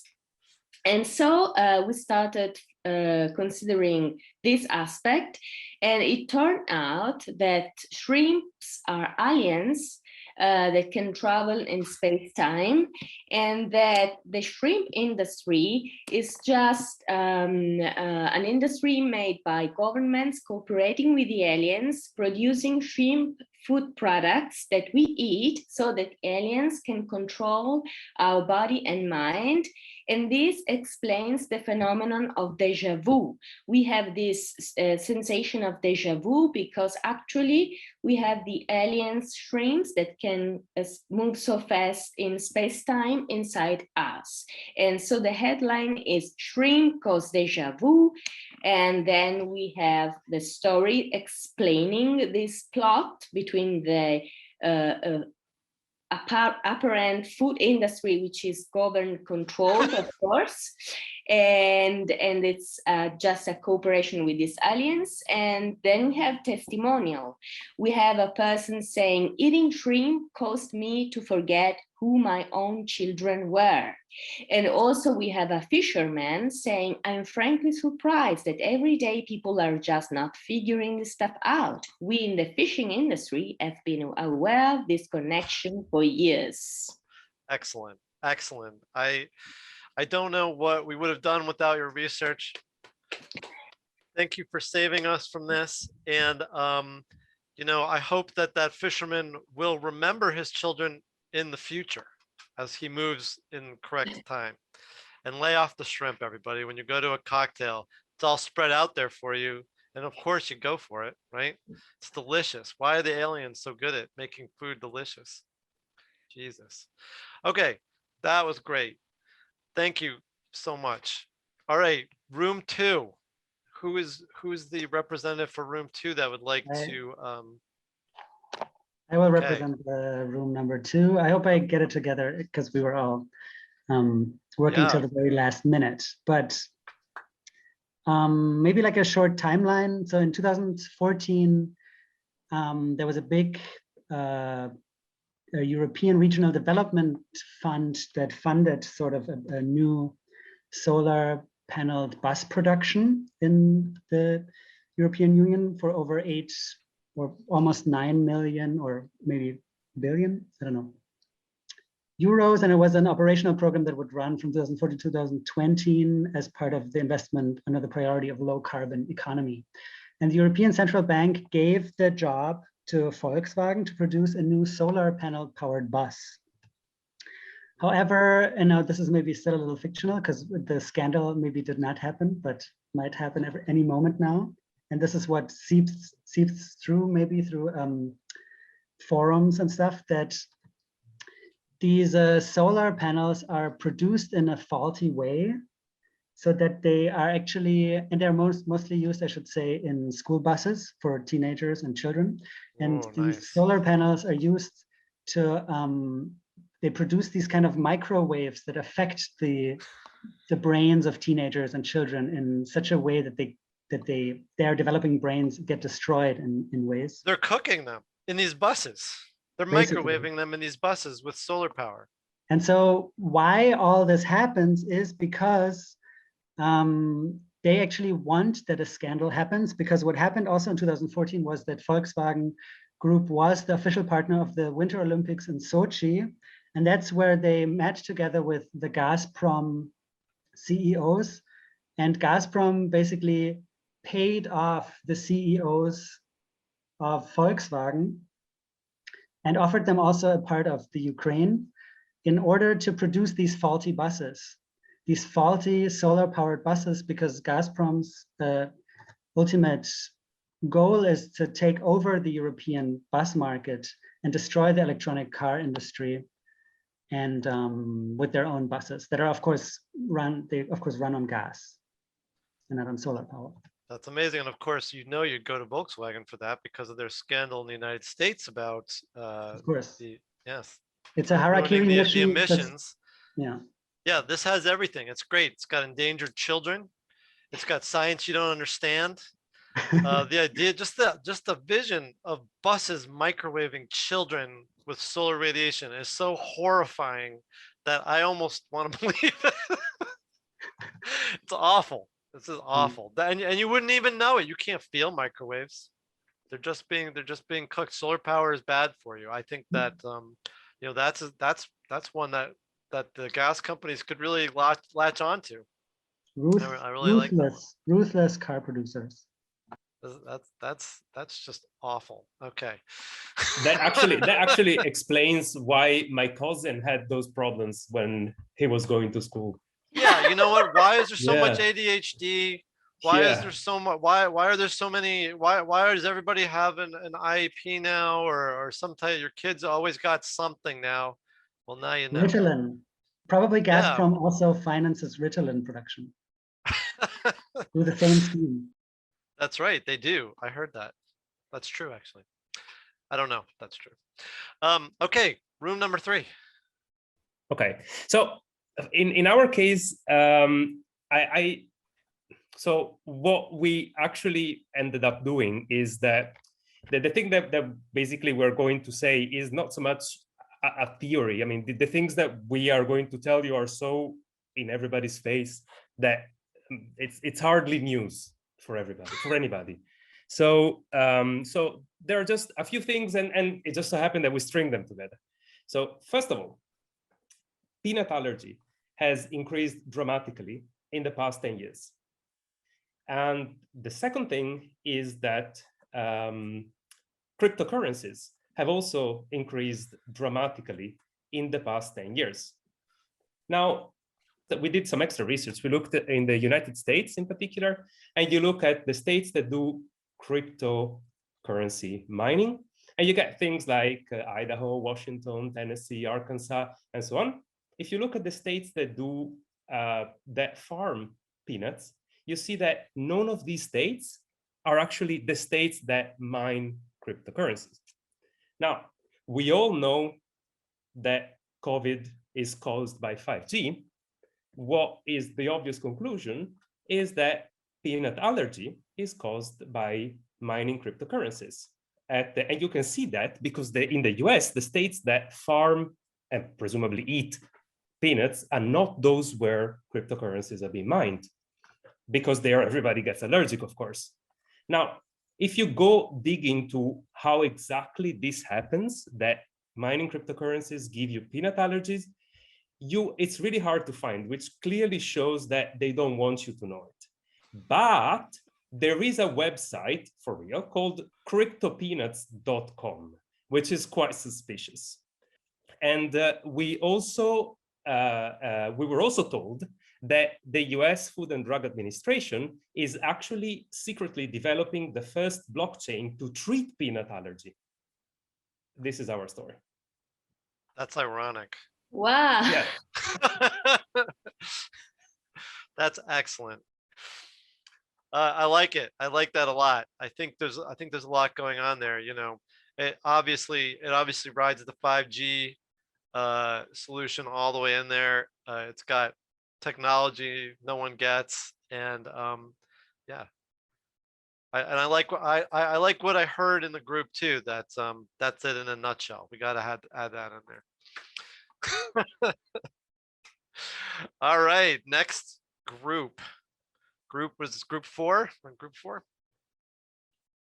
So the story begins in 1977 in New York City. And I think actually David knows the most about the origin.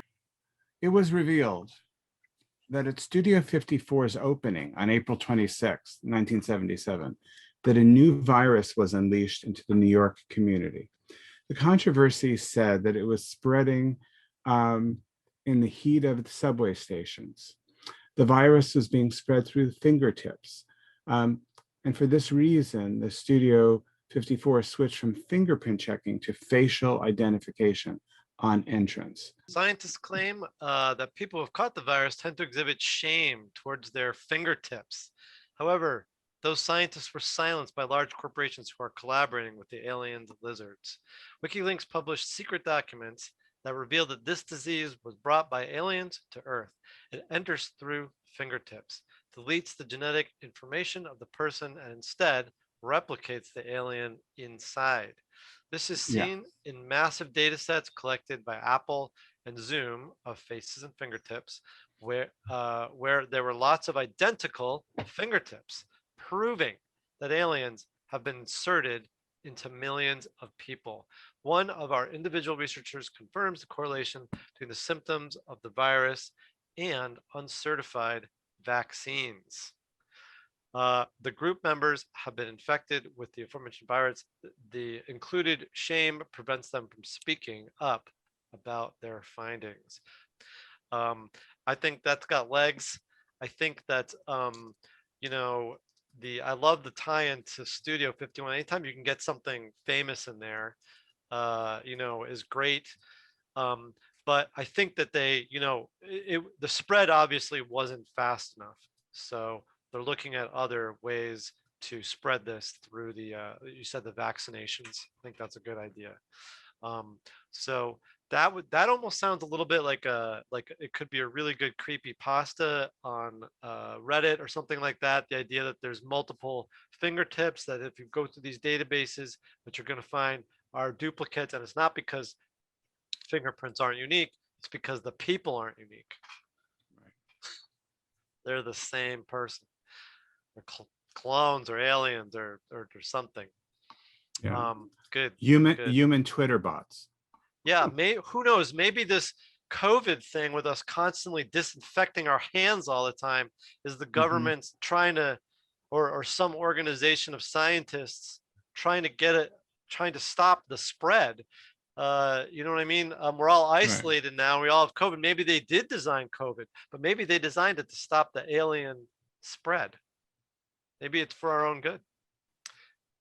Excuse me. I gotta anesthetize my hands. Okay. Very good. Very good. I feel protected now. Watch your fingertips, everybody. And COVID is making you sick for a noble purpose. We got to stop the aliens.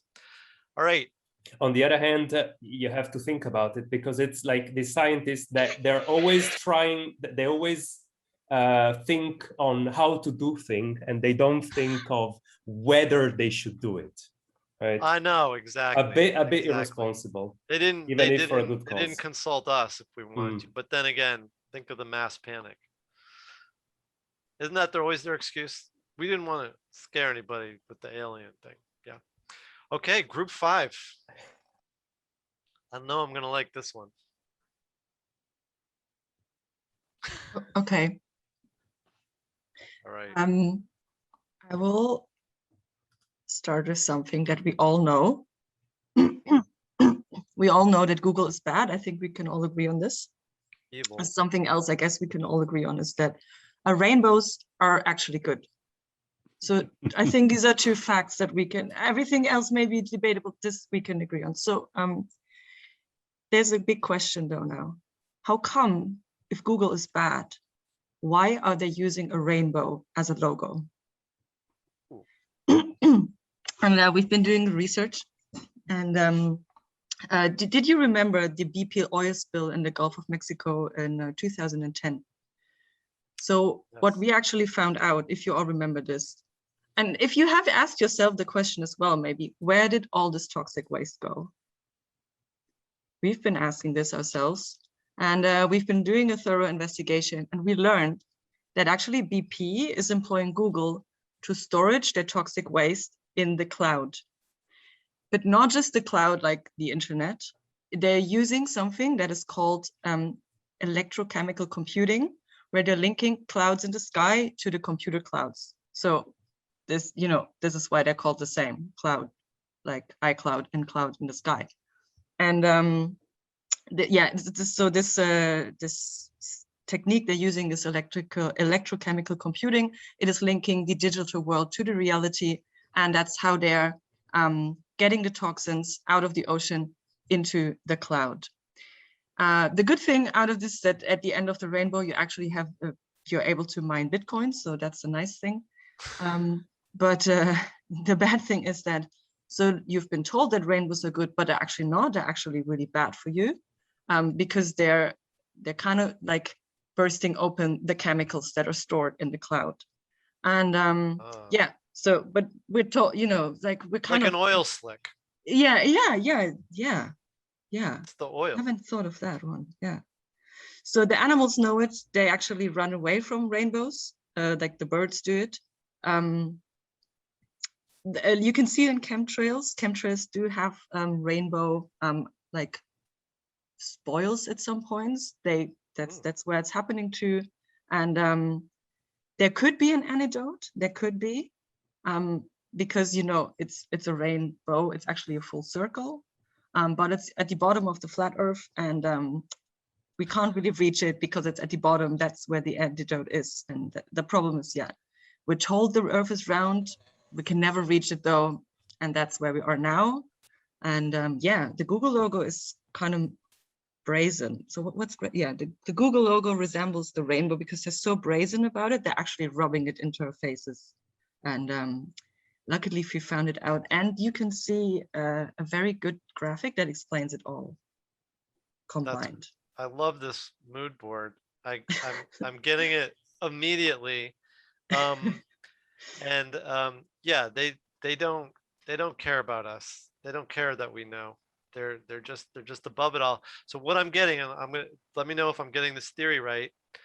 You know, we use oil and petrochemicals to make computers, right? So they used it to create their cloud structure in the actual cloud. Yes. They took the oil, and now because there's so much oil in the cloud, rainbows, we're seeing the rainbows from the pollution, really. Well, I mean, pay attention to it. There's been more and more rainbows. I don't know if you noticed it, but they're increasing, aren't they? They're increasing, and if you start paying attention to it, you will see it too. Yeah. Okay. So everybody, be on the lookout. You're going to see more and more rainbows as the clouds, it's a little subtle right now, but as they get more and more polluted, and as more and more of the air above our heads is used to store Google's, I mean, you can never store it in a building. I don't know why people think there's some kind of building with a bunch of computers in it.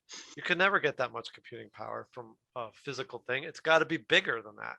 The whole atmosphere is now being used to process this, and we're being poisoned. That's terrible. My God, I'm so glad I came here today. Because now I have so much to worry about.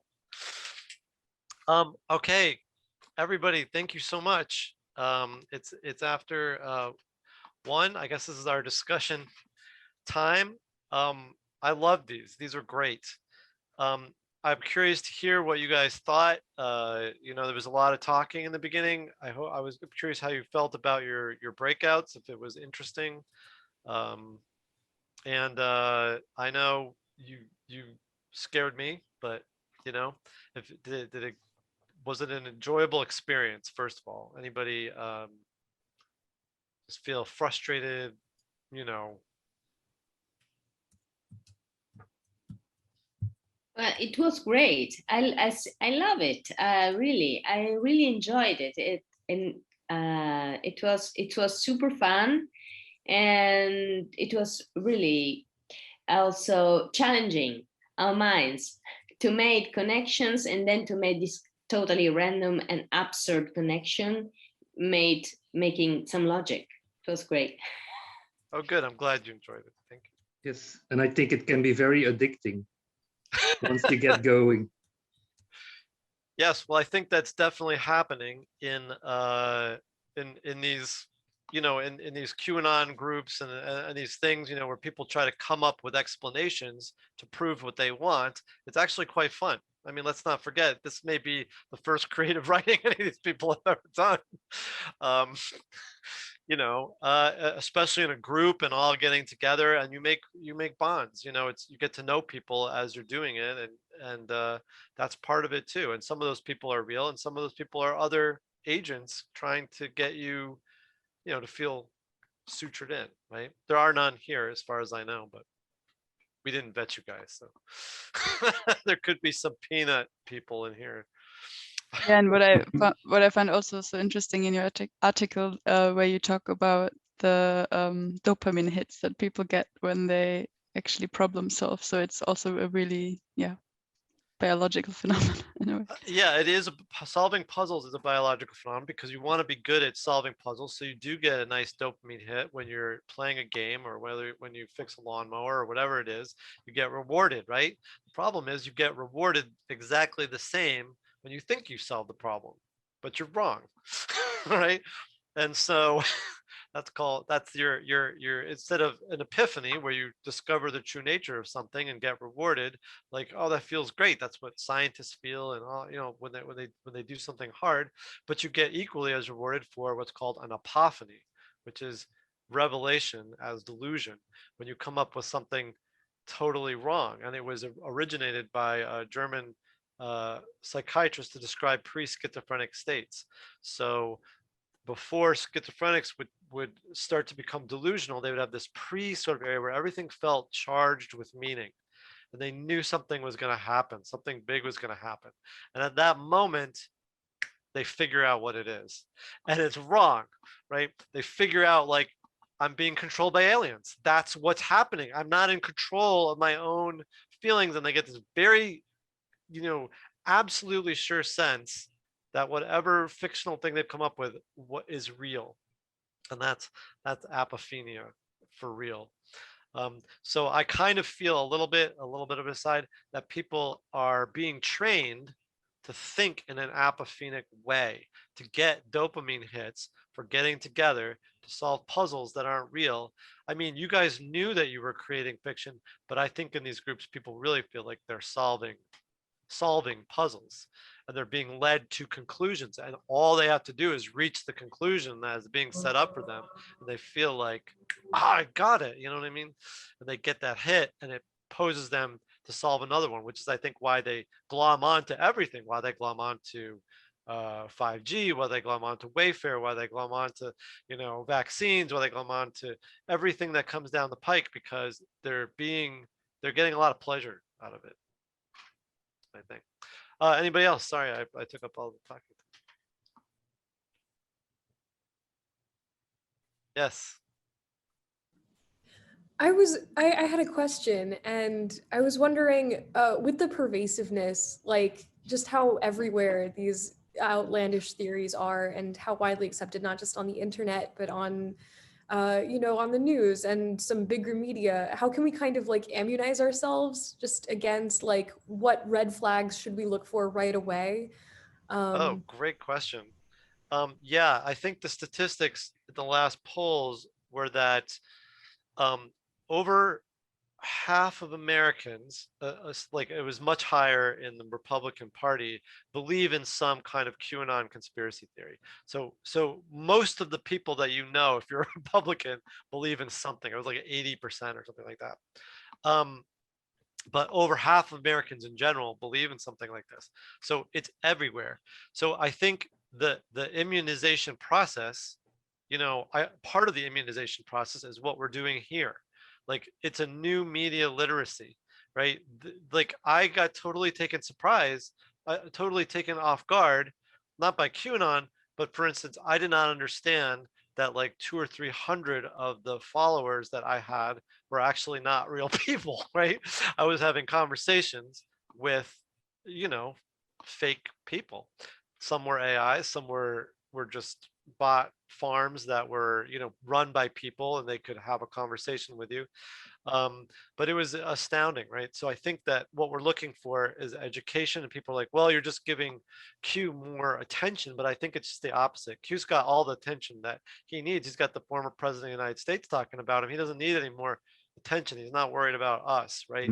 We need to inoculate. We need to understand this. We need to get our fingers dirty. There's a lot of posts and forums and people disseminating information.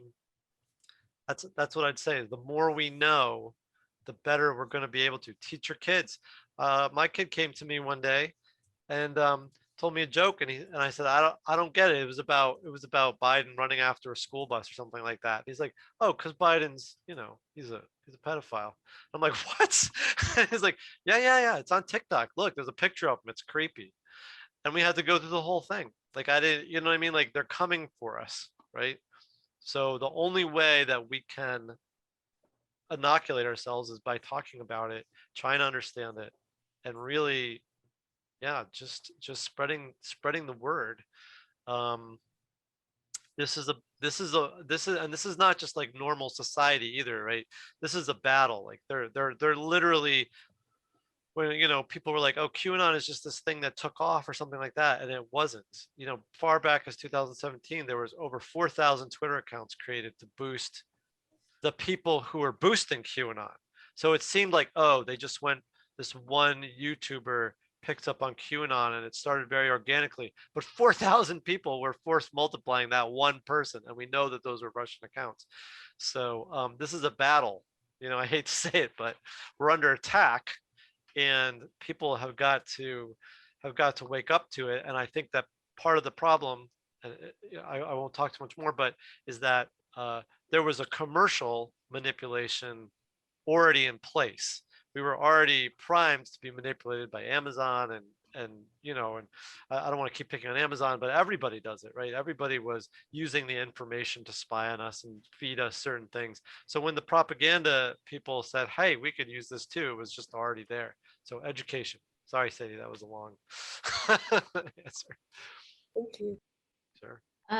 Do you think that you said this workshop we did right now can be a sort of immunization from this spreading of conspiracy theories, but do you think it could be used also as an educational tool for younger people in the schools? And if yes, what age, for example?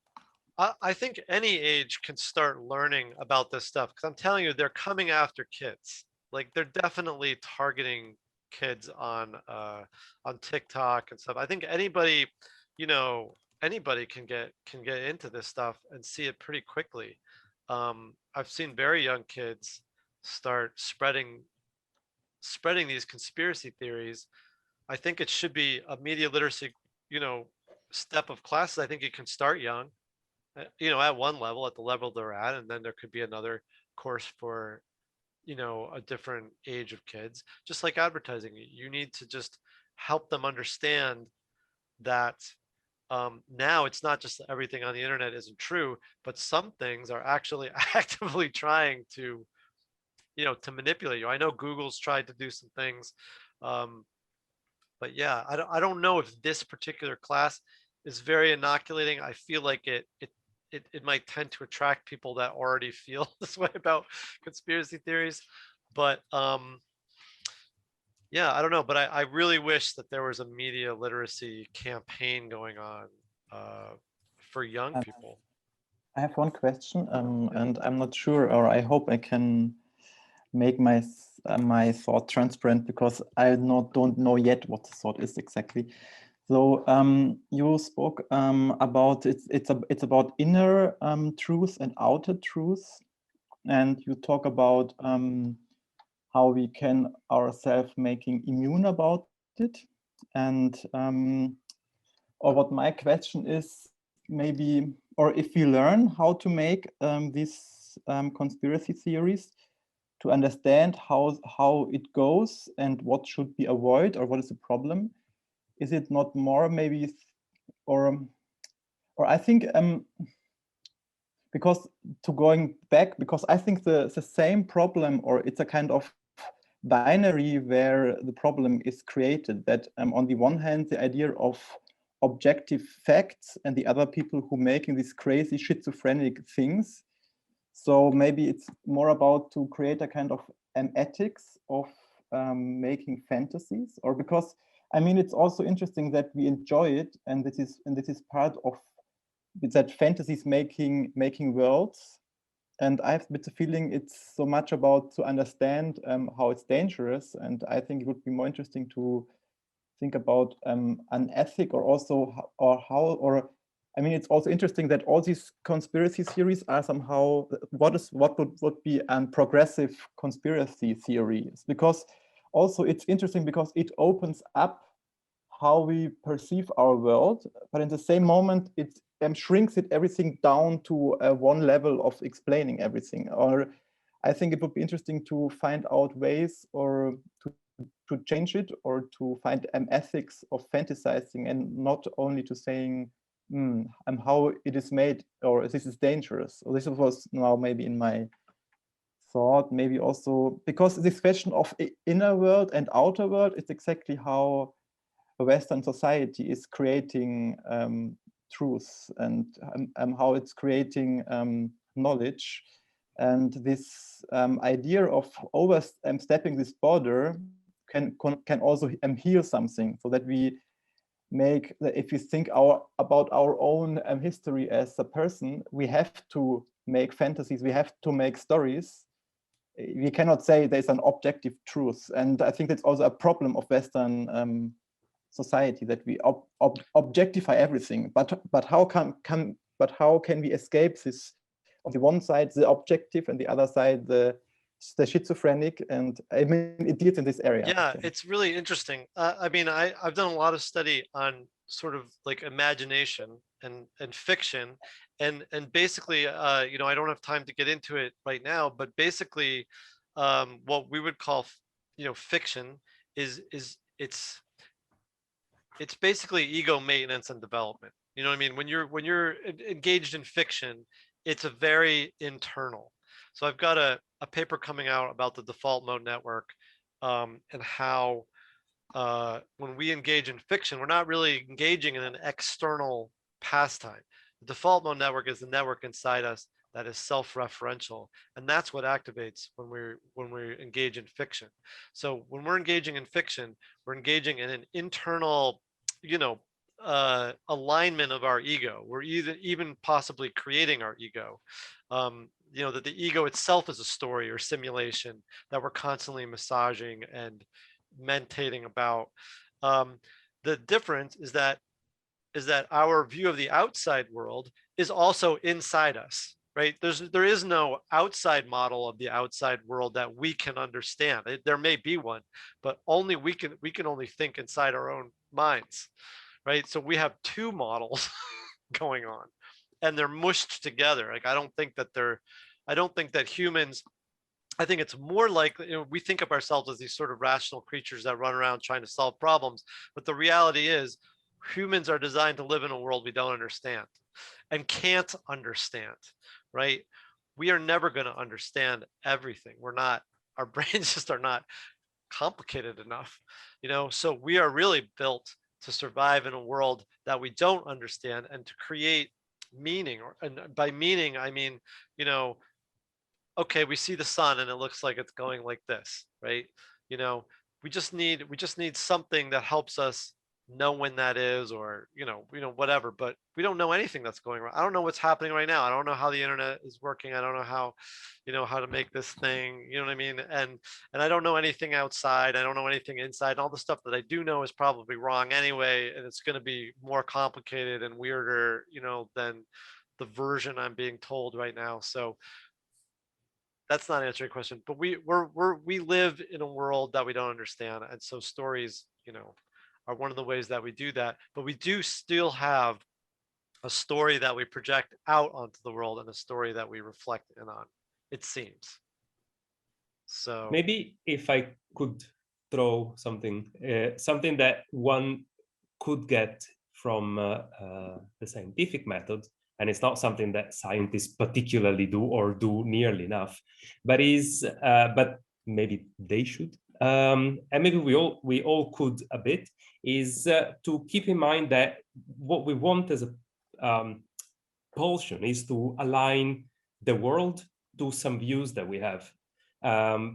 But maybe we can also keep a bit more up in our head. What are, under which conditions this view that we have fails to explain the world? What are the facts about the world that could happen that would disprove this particular part of our understanding of the world? I think having this a bit higher in our head could be could help immunizing against conspiracy theories. Yeah, and you know what? also could help us immunize against bad science, and which is No, I agree, and I also think that I give a lot of passes to people who are affected by conspiracy theories because there's a lot of information being put on them, but they have some responsibility too. I mean, let's face it, it just feels good. And they are hurting other people to have their own beliefs that they're superior to another race of people, or that, you know what I mean, they deserve to be on the top of the food chain. I think conspiracy theories are really all about people afraid of losing power. It's not so much associated with, like, you know what I mean, like the truly downtrodden people. They know who are messing with them. Like, they don't need a conspiracy theory. It's the old rich white guys on top, right, that are maybe losing some of their control, that seem to really be drawn to these conspiracy theories because it feels good. Like, they can feel like they're still in control, or that, you know what I mean, like these problems are not their problems. So I don't know. It's complicated. Ironically, the fear of being controlled is also often a part of the conspiracy theories. Yeah, So but you got to make someone feel like a victim in order to get them to do really horrible things, right? You know, Orion. Yeah, when I'm listening to you, I sometimes it's very hard to tell the difference. Like, it's very hard to tell where the conspiracy theories end. Like, a lot of the stories that you're telling sound like conspiracy theories, even though you're reporting them as like factual information about conspiracy theories. Do you find that's a problem for yourself?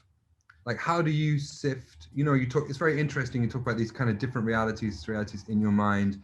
There's the other reality that's out in the world. Oh no, it's not, it's also in my mind, and they're all kind of getting mushed together.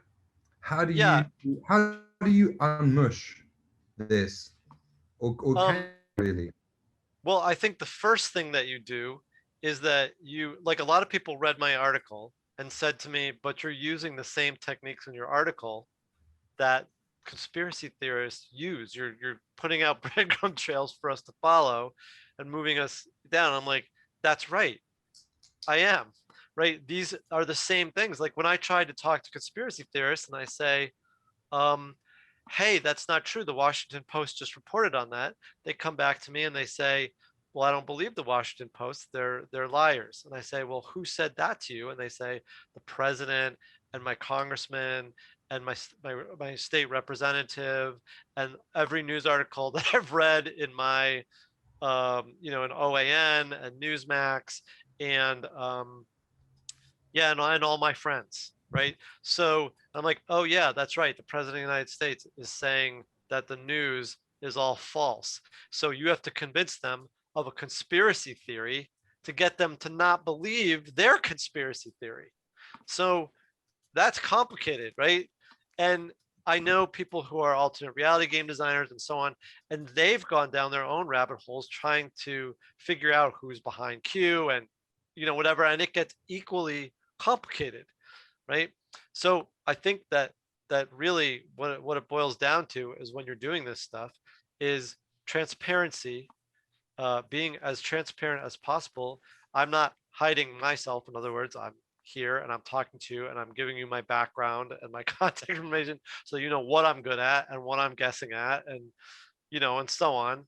And yeah, and I think that you have to, it does get confusing, but the more I just think a healthy dose of cynicism is what people need sometimes, you know, and to be really self-aware and think to myself, well, I'm really in love with this theory that I came up with, but it's a theory, and I'm going to have to let it go someday because maybe it'll be, you know, it'll be proved wrong, right? But there are real conspiracies, right? There are real conspiracies. Russia is launching a conspiracy campaign. We know this. We know the people. We have the technology, right? We found their accounts. Okay, it happened. So why did that happen? And the other conspiracy theory didn't happen. Well, you know what? I guess it's a matter of trust. I trust the people who did the, you know, who did every single agency that ran this test that, you know, was involved in the United States government came up with the same conclusions. And at some point, I decided to trust them, right? I think conspiracy theorists are notoriously untrustworthy, but I trust climate change scientists. Not all of them. I think there's crappy scientists out there. I've met crappy scientists. But in general, I feel like people are like me. I feel like they do their best. They try to be upfront and open as possible. And I have a pretty high degree of trust in people who are experts because that's how I work. Maybe, you know, I know I can make mistakes. I've seen people do wrong things. But in general, I know a lot of these people that the conspiracy theory is about. I think that the more you know people, the better off you are. You know, Muslims, you know, African Americans, you know, Democrats, you know, people in Hollywood. You can't project so much weird stuff onto them, right? So I don't know. It's interesting. I had a producer talk to me about how she was doing a report on a cult in the Deep South, and she's been working with this woman for a year. And the woman finally talked to her and said, I can't be on this project anymore because you're associated with this Hollywood elite, and she is into Satanism and child eating and all this stuff. And she's like, wait a minute. First of all, I know this woman. She's a mother. I've been to her house. I've talked to her kids. She's just like you. She's just like you. I said, and I'm a Hollywood elite. Like, I'm a producer in Hollywood. You're calling me a Satanist child worshiper, and I don't really like that, you know? And she's like, oh, I don't mean you, you know, I know you're not, you know? But when you know somebody, it's awkward suddenly to project all these weird things onto them. I don't know, maybe just people meeting, you know, having more opportunities to meet climate change scientists and realize, okay, these are not people that are in it for the money, like, you know. I can ask a follow-up question. Please. But is it not like okay, this is more like a conspiracy theory, but is it not in some sense like inexorable? Like, are we not like perhaps just in some kind of inexorable decline? You know, like there's the kind of proliferation of the internet, there's this kind of proliferation of, you know, of blogging, YouTubing, you like broadcast yourself. There's no like centralized media anymore. Everybody's more and more isolated. People are more and more on their phones. Much more interaction, much more knowledge about the world happens through the internet than actually meeting people. Like, and then there's AI, and then the production of AI stories and AI fake videos, and like, I wonder if this is really like a blip that we can be inoculated against, or if we are actually just in some kind of like inexorable decline into just the total disappearance of the invisible veil between fiction and reality. Yeah, well, I'm talking to a guy now who is running an alternate reality game with an AI, and his feeling is that the social media network is like a fever dream. Like we're tripping, basically. It's his philosophy. Like we're already in an altered reality. Like this whole social media, you know, empire just got poisoned, right? And we're now wandering, and we're having a bad trip. And his whole game is to not inoculate, like you said, or to fight it or something like that, but to take us out of it, to lead us, you know, to the tent, get us a slice of orange, just leave the whole thing. Like we're that this whole social media thing is not actually savable. And that, you know, he feels like it's you know, that it's really psychedelic. It's really altering our minds in an unhealthy way. So, if I could add be a little bit to this, I would instead try to go the opposite way, because the good old days were those where we would die of all kinds of diseases, and media were controlled by these groups, the couple of like very few people that totally had great interest for the truth. And it's, I mean, clearly in this particular historical moment, social media that is so prevalent has its own problems. And I mean, the work that you, Reid, have been doing also in this context with it, this clearly helps contextualizing the way information comes through social media, and helps one use it. But I don't think it used to be much better back in the days. It's just these are different times, new stuff comes on, we have to get adjusted to this stuff with the problems that come. Yeah. Back in the days, it was shit. It was shit. Just I hear what you're saying, and I in some ways I'm in between camps myself. First of all, I don't know. Like, I don't have that. I'm a game designer. I have experience, but I don't have the knowledge. Like, I'm not there yet. But what I do feel like, and what I have seen before happen, is that the internet is very naive in some ways, right? And the internet got poisoned. Like, the well got poisoned because there was nothing there. It had no natural immunities. There was nothing really guarding the internet. You know, when it happened with commercialism, it was like we were all there. It's hard to imagine the internet before anybody could buy anything on it, but I was there, right? It was a place with no commercialism. You couldn't buy anything if you wanted it. You had to share it for free. That was the only way to share. And then the companies came in, and suddenly you could buy things, and there was no way to stop that from happening. And now we're seeing another wave. We're seeing, okay, the companies built their thing, and now I think, boom, they dropped again. The information came in. It's poison again, right? So can it be unpoisoned? I mean, I think that's the question. I don't know. But I have a lot of faith. I'm not leaving social media.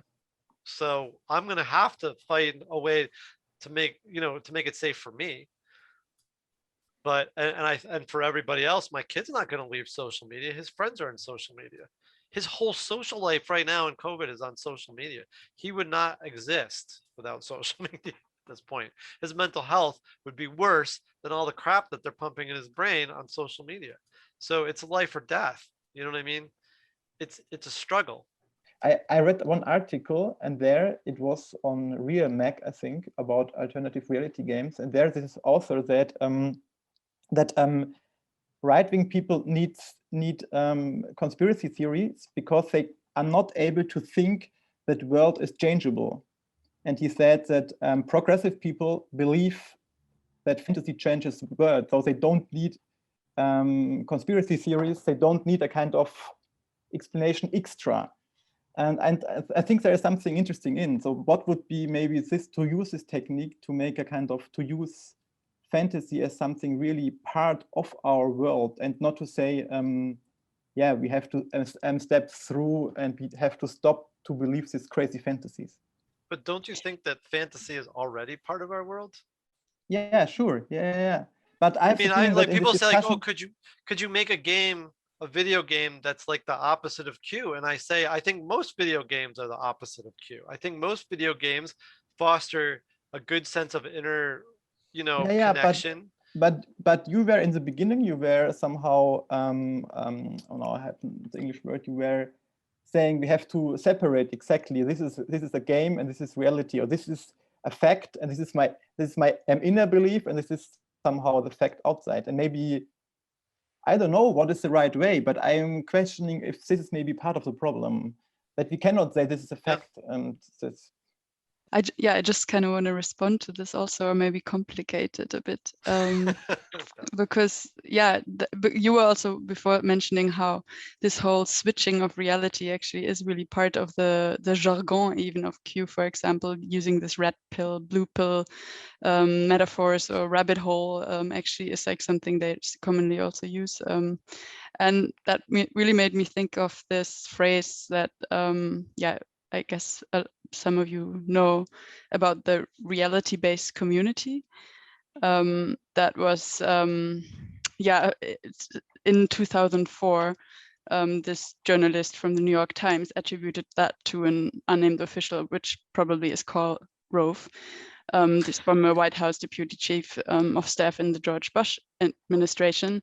And he wrote that, so the official said, like, guys like me, so the reporter, were in what we call the reality-based community, which he defined as people who believe that solutions emerge from your justitious study of discernible reality. And then I nodded and murmured something about Enlightenment principles and empiricism, and he cut me off. That's not the way the world really works anymore, he continued. We're an empire now, and we act, and when we act, we create our own reality. And while you're studying that reality judiciously, as you will, we'll act again, creating other new realities, which you can study too. And that's how things will sort out. We are history actors, and you, all of you, will be left to study what we do. And yeah, so I just really wonder a bit what, I mean, this was 2004 and it seemed really delusional maybe back then, but yeah, can these made up realities manifest by believing them in a way? And yeah, even if it's just in people's heads. And yeah, I mean, it's also just to complicate what was said before in a way. I'm gonna tell you something. My background is in environmental science, and reality will catch up to you. You can only ignore it for so long. You know what I mean? Yeah, go ahead, say COVID's not real, or, you know, whatever, global warming's not happening.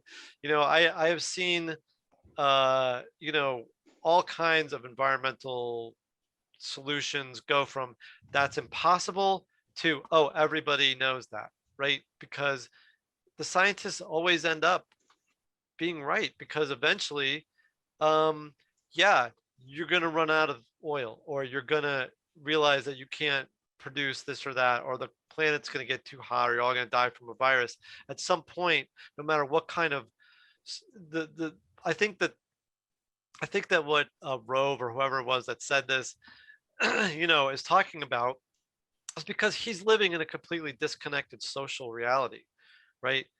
So yeah, you can change that reality like that, right? You just tell a different story. You just call it freedom fries, and suddenly, you know, they're bad instead of French fries. I don't know what you do. You can do that to a point, and then guess what?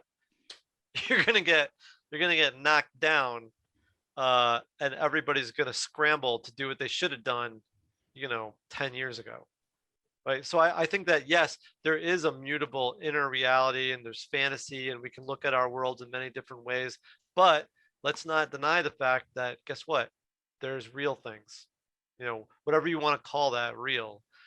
It's not mutable by your thoughts or intuitions. There's things out there that aren't going to stop coming because you choose to believe it. You can stand in the middle of the road and see a bright light coming towards you and be like, oh, look how small that is. That's, you know, it's going to take forever. It's barely moving. I don't even think it is, but eventually that truck's going to run you over if you don't get out of the road. You can think whatever you want about it.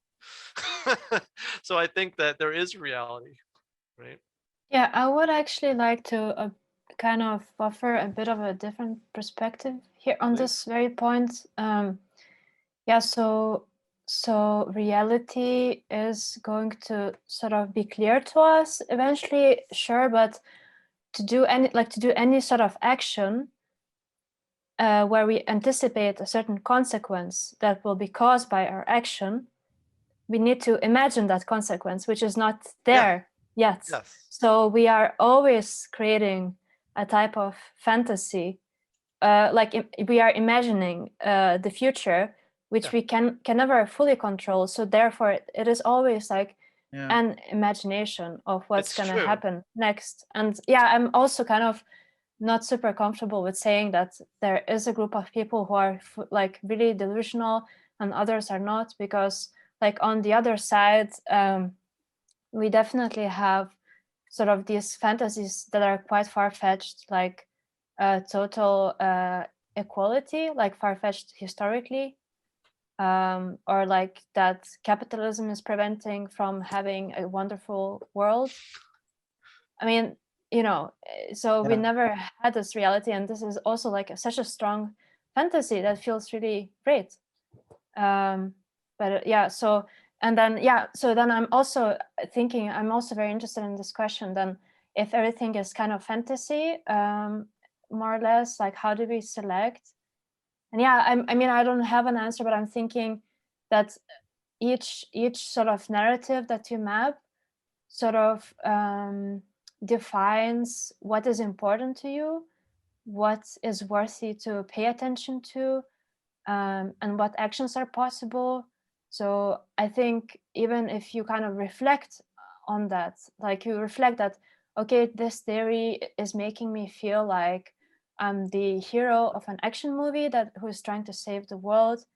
But yeah, it's also making me believe that I shouldn't look into the evidence, like for climate change or whatever. So yeah, that's kind of interesting just to see what your story in itself sort of, what part of the world your story is blocking, and maybe then it's sort of it is I think a sort of like a value choice. Yes, I agree with almost everything that you're saying, basically. I mean, I think yeah, if you look at the default mode network, right, in the brain, that's what we're doing all the time, is we're trying to figure out the future. We're imagining, we're time traveling, we're looking at different scenarios of what we did in the past to make things, we're trying to theory of mind, we're trying to figure out what other people are thinking, right? And that's all fantasy, but it's all fantasy with the goal to predict reality. But what you're talking about too, and this is I think one of the biggest things, is that yes, you feel like you're the hero in an action movie, and that makes you feel good, but by doing that, you are hurting other people. Do you know that you're hurting other people? You do. I think at some point people have to take responsibility for themselves and realize that they're enjoying something that is harmful to other people. And in my own personal definition, and I have no business talking about this, like that's evil. Basically, you know, when you're enjoying yourself at the expense of others, it's bad, right? You're a bad person. So I don't know. I think people need some responsibility. I think they need to take some responsibility. It's not all about feeling good, you know. I don't know how or where that level is. I mean, I indulge in fantasies. I feel good about them. I just also I use fantasy to try to project whether I'm hurting somebody by doing this, right? I don't know. It's complicated. I don't know. I don't have an answer, but I like what you're thinking about. But I think your like fiction creating... takes you away maybe also generally from actually knowing that, right? That you're hurting someone. Yeah, so maybe a way to go forward is to try and create more kind of different narratives, because still in the media in the fictional media we still have these narratives, like the shapes of the narratives that are like about heroes and like someone like in the center, and they kind of matter a lot more, and it doesn't matter what happens sort of in the periphery.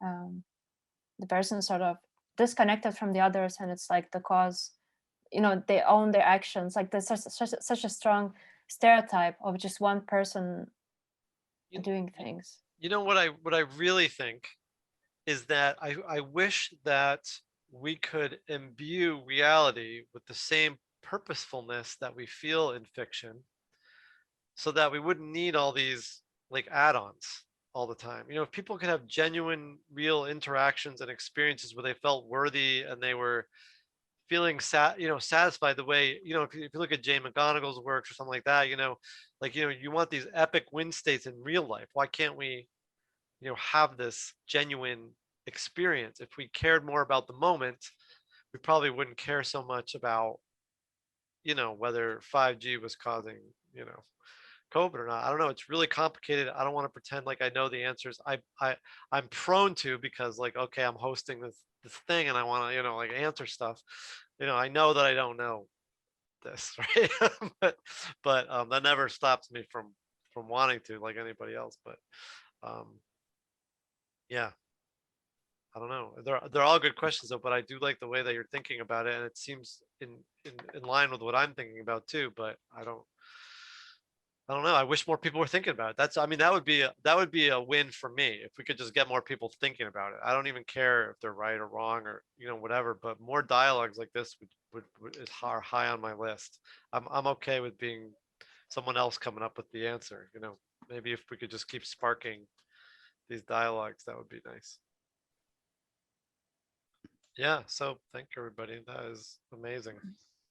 Thank you. Thank you, Reed. Thank you. Thank you.